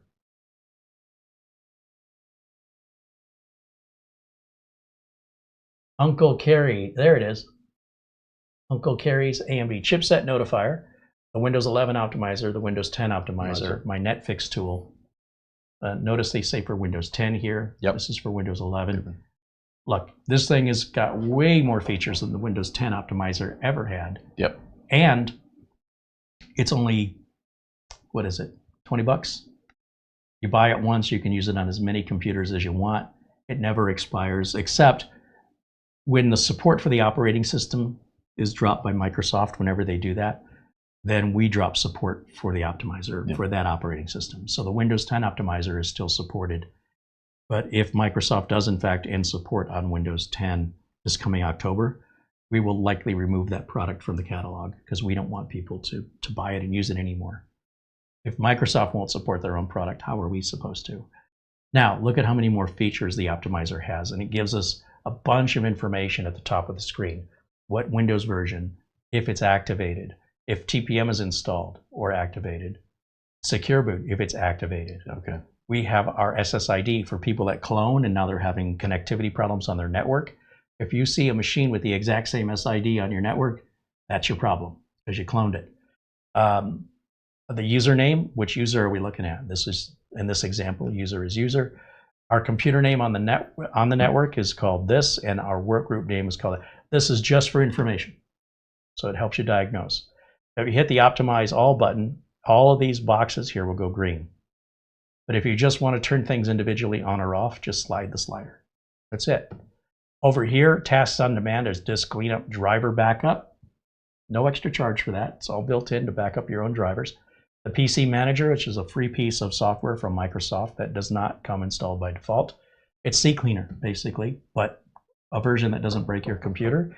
And then we've got Windows Backup here, which includes the full built-in Windows 7 imaging software, so you don't have to buy third-party backup software, third-party driver software, third-party system cleaner. It's all built in. And if you scroll down here, after you optimize, look, everything is all green. And that's it. And it'll tell you you're good to go. Yep. If you try and run it again, it'll say you're already optimized. Right. It's a smart tool. Right. It looks at what your settings are and what we recommend. But just because we recommend them doesn't mean that you have to accept that. So if you want to turn any of these individual features off, you just hit the slider. Yeah. And then just go ahead and remove the app. It doesn't install. It just runs as an executable file. And that's all there is to it.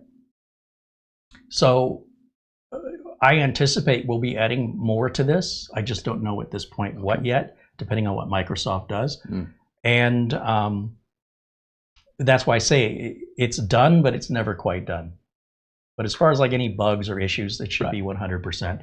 If you have any problems with it, you'll reach out to Nick over at D7X Tech and make sure that you give him an opportunity to answer any questions, because he's the one that's handling payment processing, software distribution, and support. Yep. That's how our relationship works. And if you run into any obstacles or trouble with that, then in that vein of getting help the way I'm recommending, then reach out to me directly. We'll make sure to get you the help.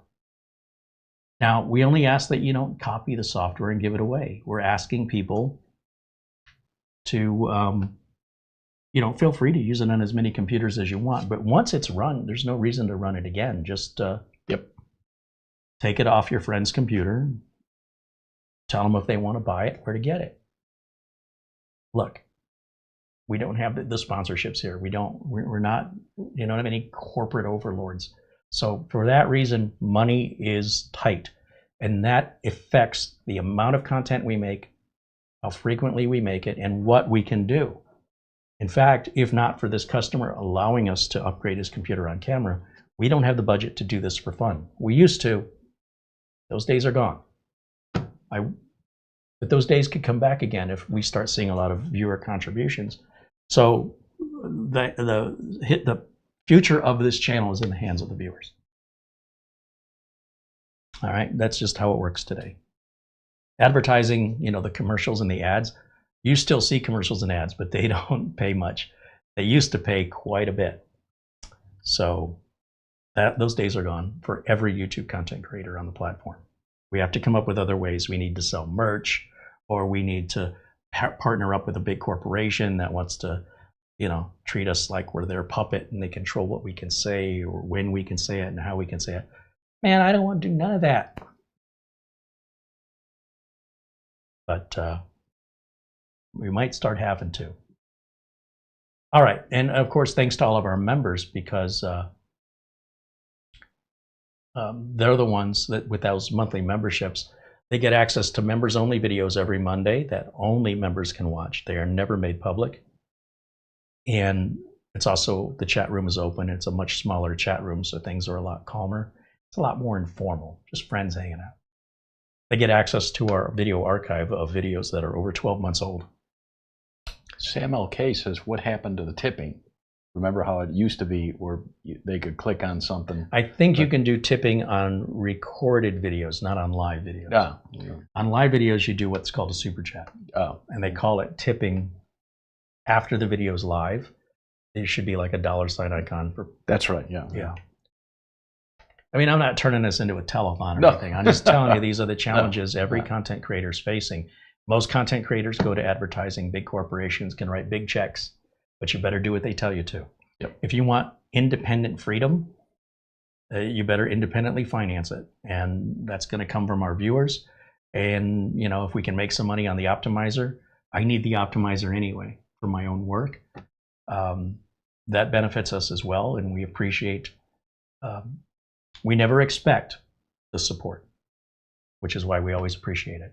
It is like a tip. Never expected, always appreciated. Yep. Nothing worse than when someone expects a tip. I hate that. Yeah.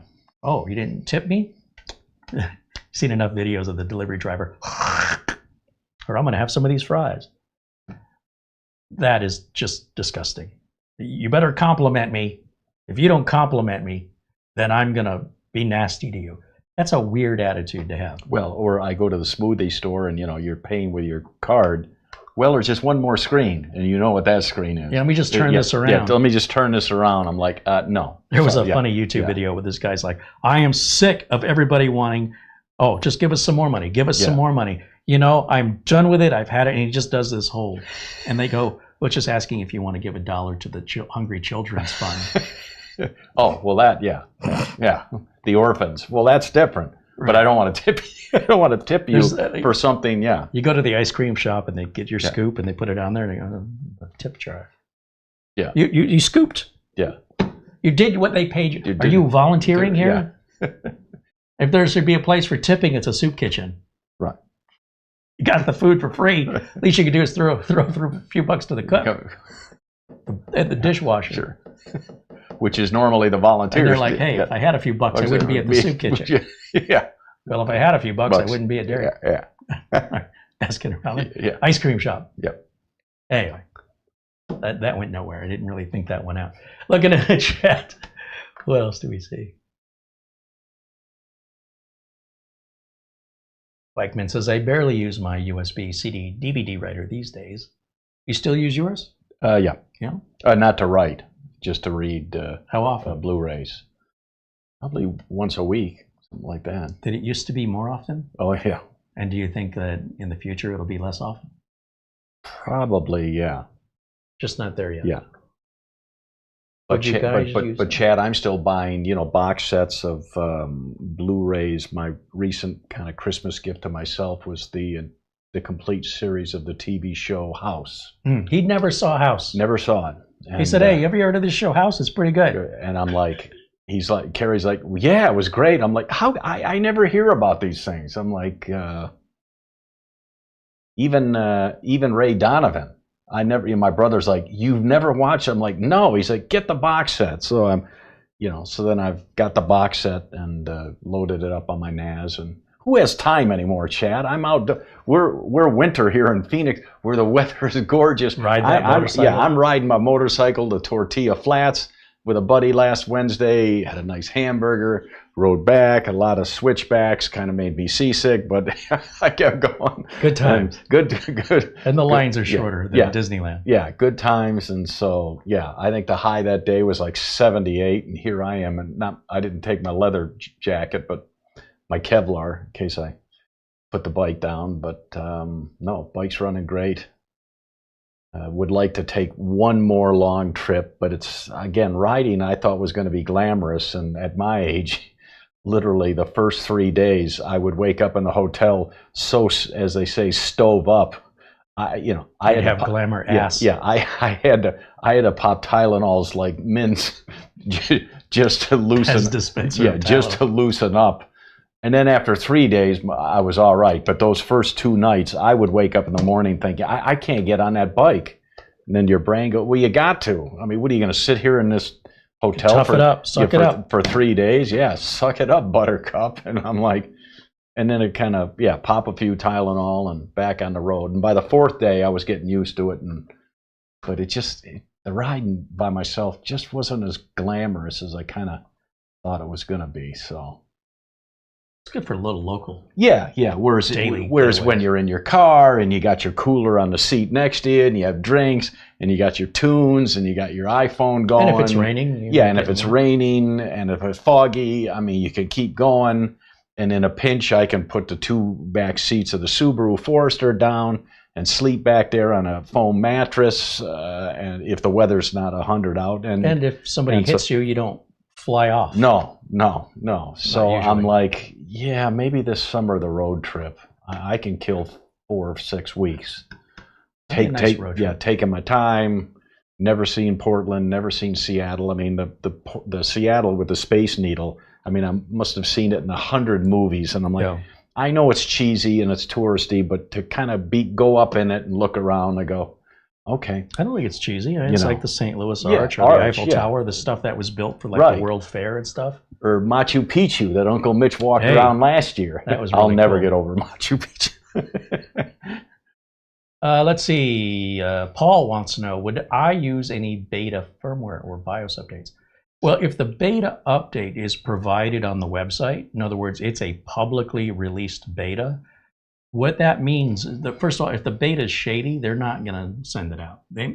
Like that would be an email where you're having a problem, and then the tech support goes, here's a BIOS update just for you. Let us know if it works. In which case, support is asking you to do it, and you should. If you're looking at the list of available BIOSes and you see the latest BIOS is a beta, what that means is they think it's done, so they're releasing it to anybody who wants to download it. All right? They're not saying, hey, this is dangerous. What they're saying is, we haven't had the formality to go through all the testing and verification. It takes months. But we think this is pretty well just a formality at this point. And technically it isn't until all of the testing is confirmed and verified. But it's probably going to be tested and verified.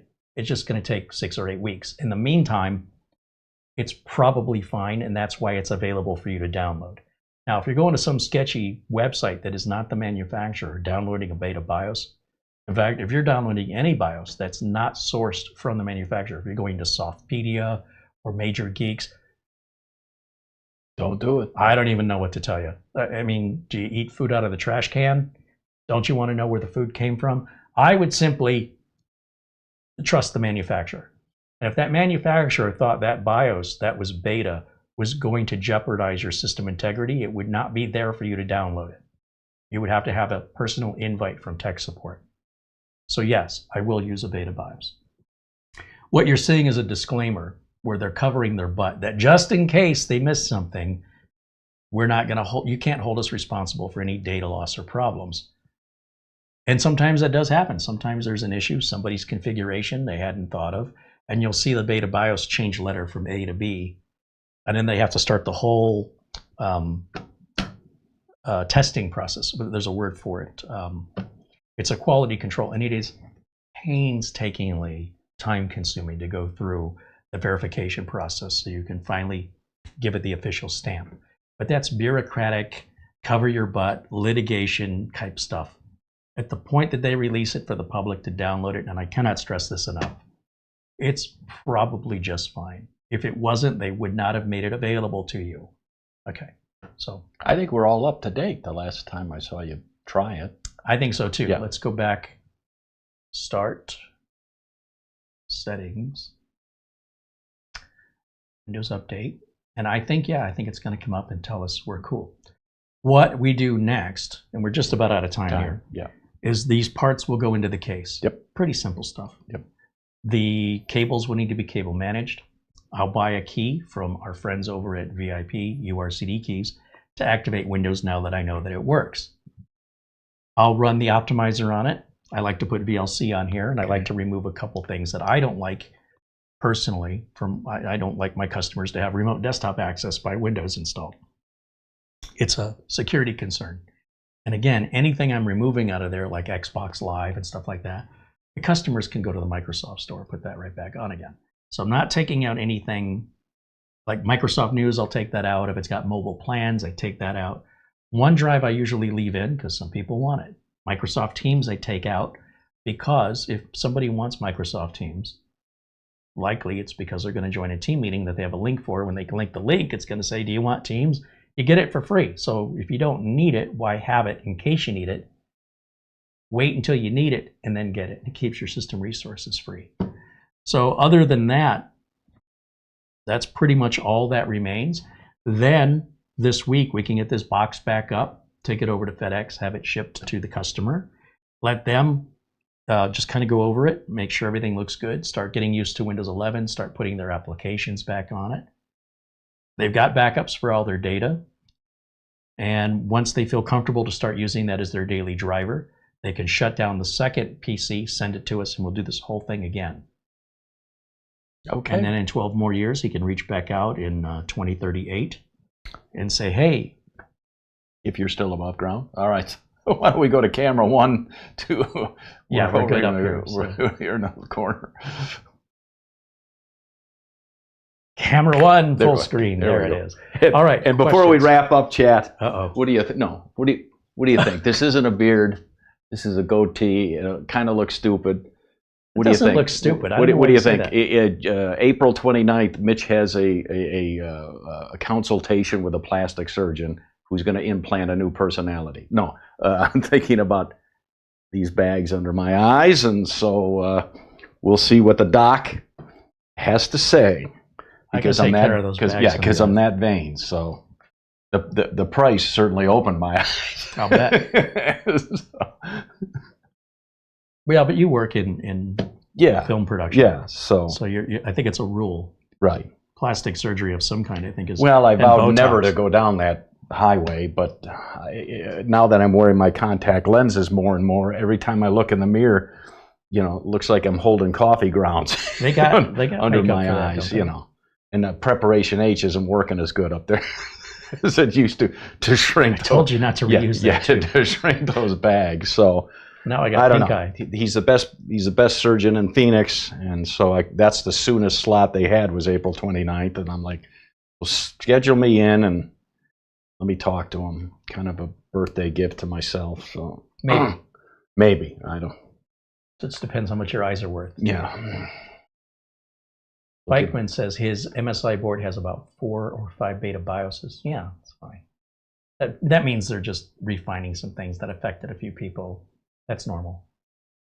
It says, with my luck, I'll decide to install the latest BIOS. The next day, they'll release the final. That's so what? Yeah. No, yes. Andy Kane, this is shirt number 63. 63. So certainly when I see the boys in August, they'll have 1 or 2 that I'll be salivating for. So why should I stop at 70 shirts? That means I can wear a different shirt for 2 months.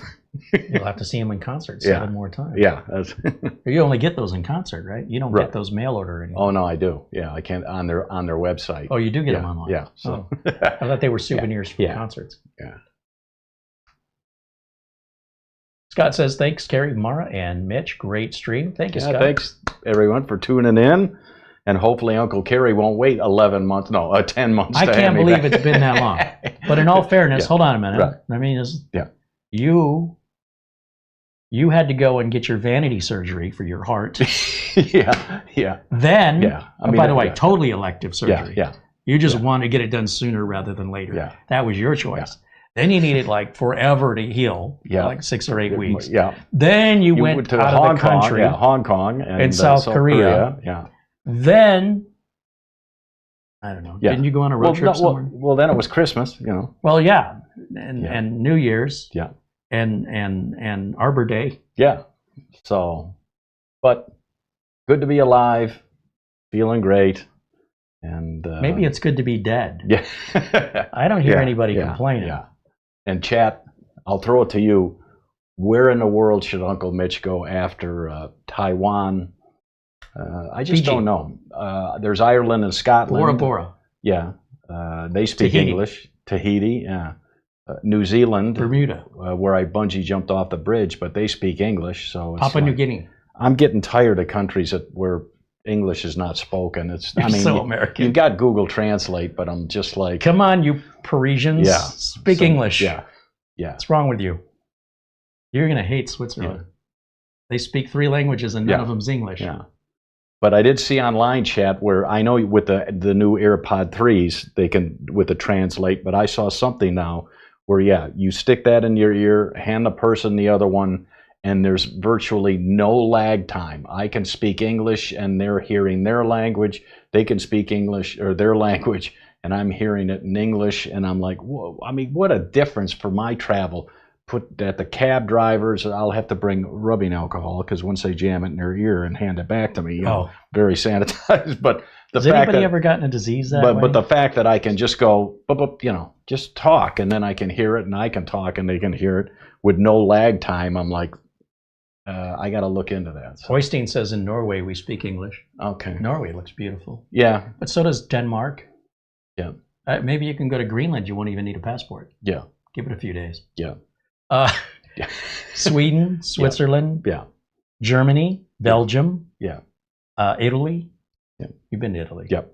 Because next year, chat, I'm thinking I'm going out where normally I go out for a month. 2027, besides the African safari, if I don't get eaten by a lion, I'm going out into the world, and I won't be gone a year, but I'm thinking 6 to 7 months. So I got to really start I don't want to willy-nilly. So this year I've really got to start planning. Where else in the world? Okay, I'll be in Africa. So then where from Africa, where to go next, and just kind of plot it out. And I'm like, you say Africa like it's this little place. Yeah. Well, I bless the rains down in Africa. Yeah, okay, but would that be Egypt or Chad or right? South Africa?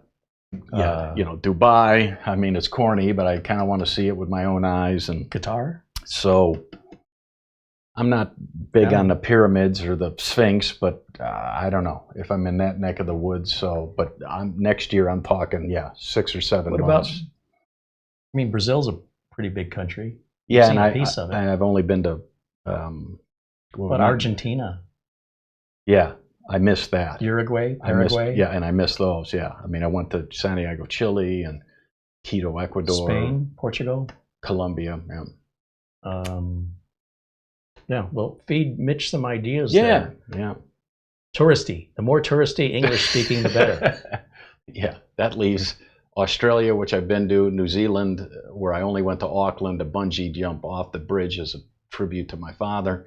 So really that big, thin country, they all speak English. Would love to rent a motorcycle, but it's costly. But I got to look at the globe and start planning that now. And Scotland, Ireland, Wales. Yep. So the Hebrides, because these 14-hour flights are beginning to hurt my bones. Wait, you said bones, right? Yeah, bones. Okay. Yeah. Let's see. It says they make a cream for that. Okay. No, I think he was talking about that. All right, something else. Let's see. Bajan guy says, "You look nice, Mitch." Okay. And Jim Kenny says, "Mitch, I like the facial hair." Okay. I think he was mostly looking to hear that from women, but yeah, compliment still. Are always appreciated. Sure. Let's see. Jim Kenny says you can go to Canada. Yeah. Been there, done that. Yeah. Right?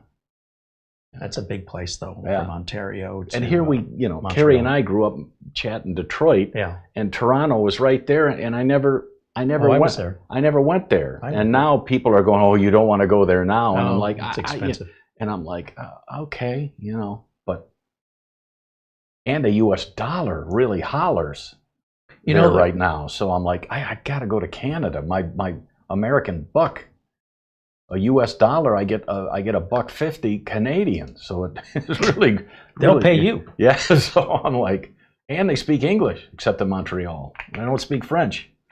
I want to type something in here. I want to show you. You can consider. Merci. And let me share the screen with everybody. We can look at it together. You can now reserve a hotel room on the moon. How much? The Moon Hotel hasn't welcomed guests yet.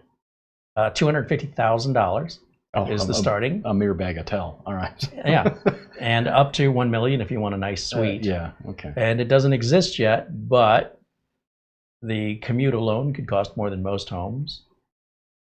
And in Phoenix, you know what they're opening up? Let's go up here. Let me show you this. Remember this company, Atari? Oh yeah. Well, supposedly they're opening a hotel,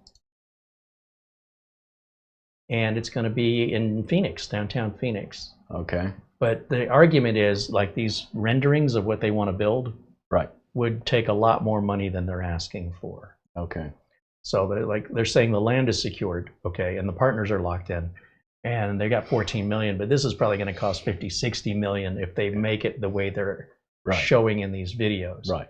So they don't think people are thinking it's not going to happen. Right. They're saying invest now and you can get a 5.8x return.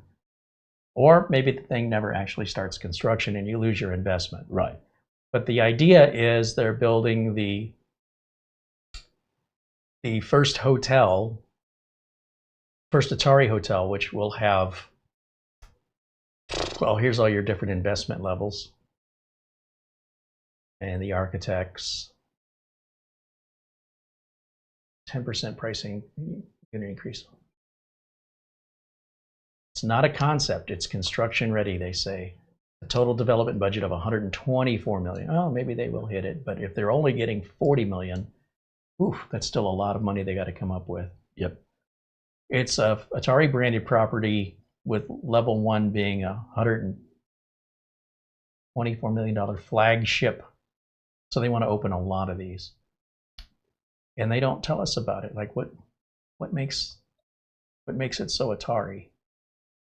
This is all the investment. Let me go back one, see if there's another. Hotel Atari. So this is the building that's there now, I guess, in Phoenix. Mm. Wait a minute. No, this isn't. This is somewhere else. This is in another country. That's the one on the moon. All right.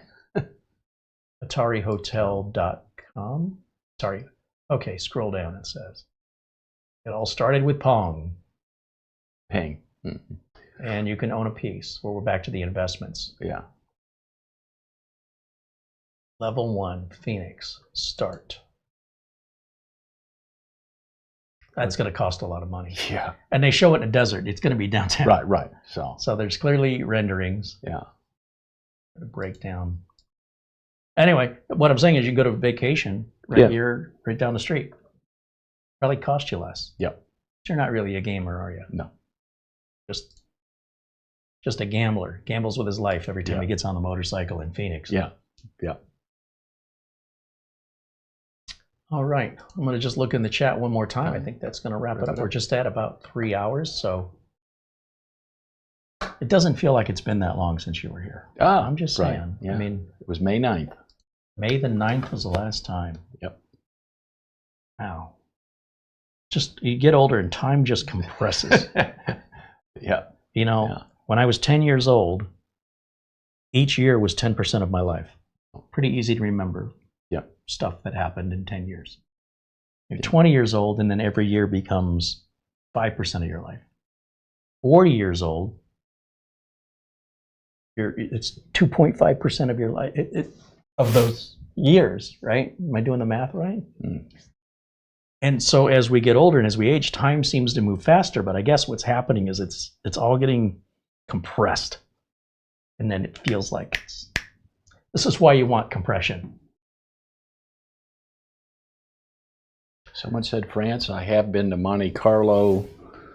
I'll go to South Pole. And Paris. How about the Antarctica?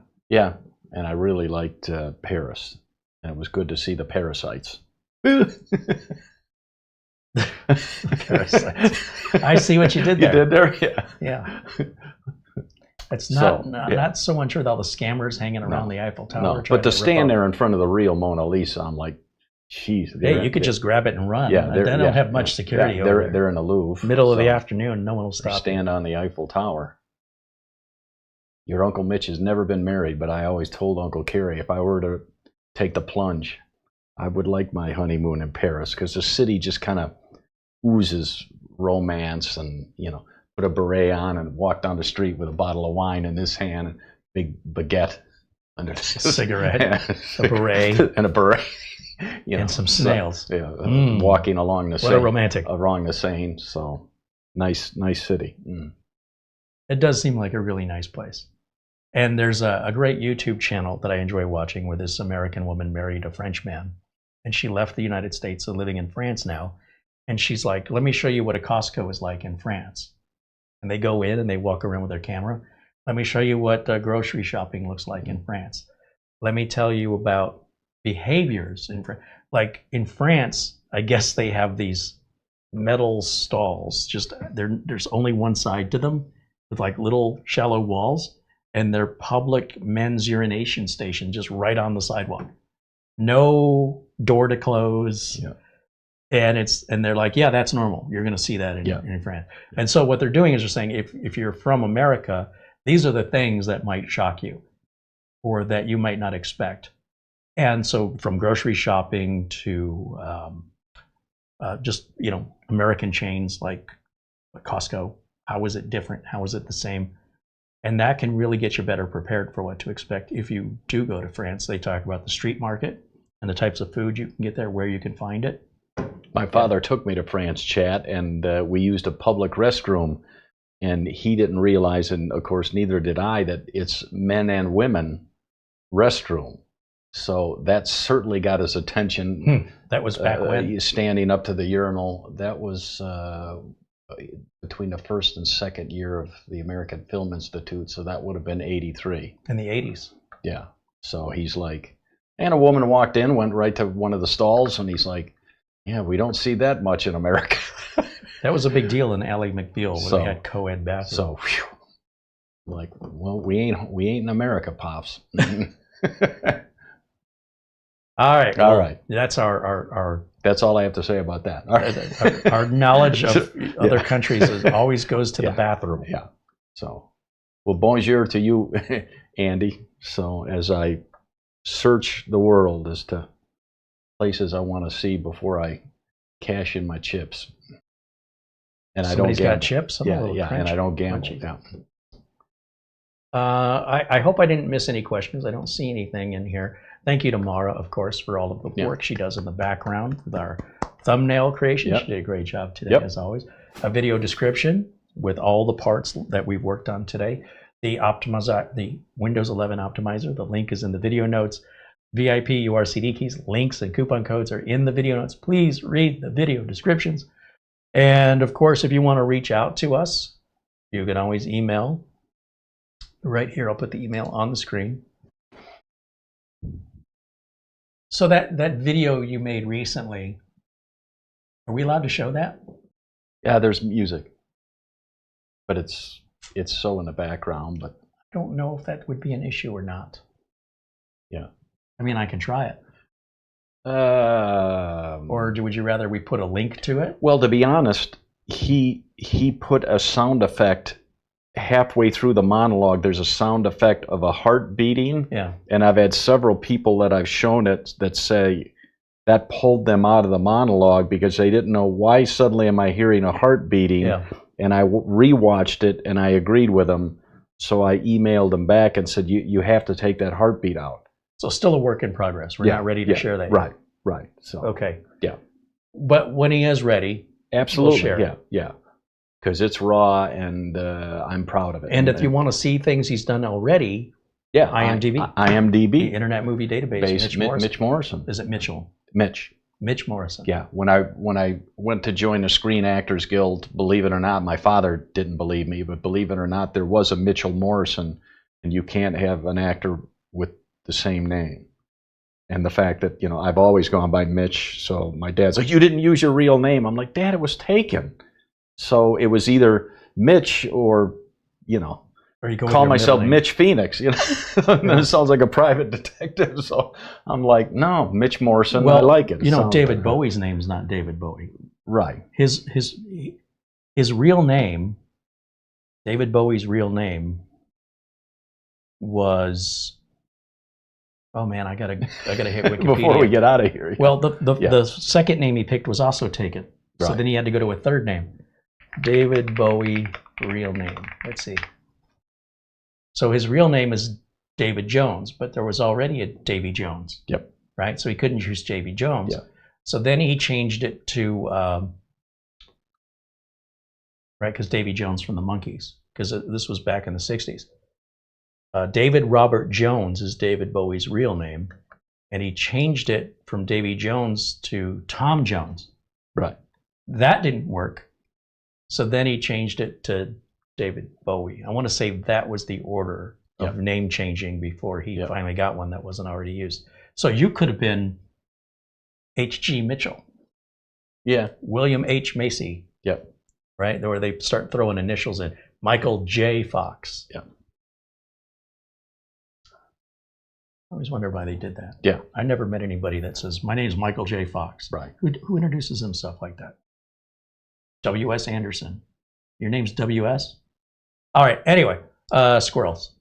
More squirrels. I'm having some difficulty getting my signal to my mouse. Okay. All right. That's the email address. If you want to reach out to us anytime, we'd love to hear from you guys. And I think that's it. Put her there.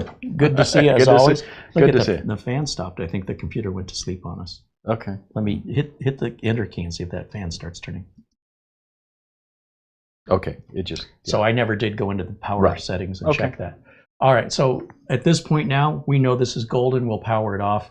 Later tonight, I'll probably just go ahead and button it up into the case. I don't think there's much to see there. Right. And then that way there's no delay. The customer we can ship this out. Not tomorrow because it's a holiday for us, but maybe get it out to them Tuesday. And then we're on to the next project. So we'll see the members tomorrow regardless. The members only Monday is still happening. I don't let holidays get in the way of my broadcast schedule. And good to see you again. I'm sorry it was so long. I just can't believe it's been that long. No. People are like, did you have an epiphany, when you woke up? He did, but we cleaned it up before the show. No. I woke up and saw candles and smelled flowers and went, this is it. This is it. Don't go towards the light. Yeah. Well, that jumped my heart back right then. We're glad that everything worked out. That we didn't great. have any surprises. Right. And that you actually do have a heart. Yeah. It is there. Yep. Someone actually verified that. Yeah. They haven't for me. Yeah. That was a scarecrow that told me. All right. No, that was Wizard of Oz. Okay. Everybody in green, and also for those super chat contributions, Amazon gift cards, Lugrania, Mark Gaines, our friend Buster. Thank you guys so much for continuing to support us. And I'll just give a real quick shout out for those super chats, because let's face it, we don't get those very often. So for those who do go above and beyond, we want to say thank you to David Henry and 3D Everything, who contributed $2, which I think I missed earlier, and $5 he also contributed. Z. Rosk, who renewed membership, and Thomas Robinson, who contributed £3, and Ryan in Canada with a £5 contribution. Oystein in Norway with 200 Norwegian krona, which is like, I think it's like $40 or something. It's a pretty nice contribution. And Ryan in Canada, again, with another $5 Canadian. Thank you guys so much. And the emails that came in. Yeah. What emails? That's what I said, the Amazon gift cards? Yeah. Sorry. Had a senior moment. Leave me alone. And then you gave me a senior moment. Yeah, Lugrania, Buster, Mark Gaines. Thank you so much. Yep. And that's going to wrap it up for us today. And hopefully we'll have another build soon. That's the only reason Mitch hasn't been here, is we haven't had a project to do together. So thank you to our customer here for allowing this opportunity. I'm jealous. A heck of a machine. And if he ends up doing the second one, Yep. we'll have a job for you. All right.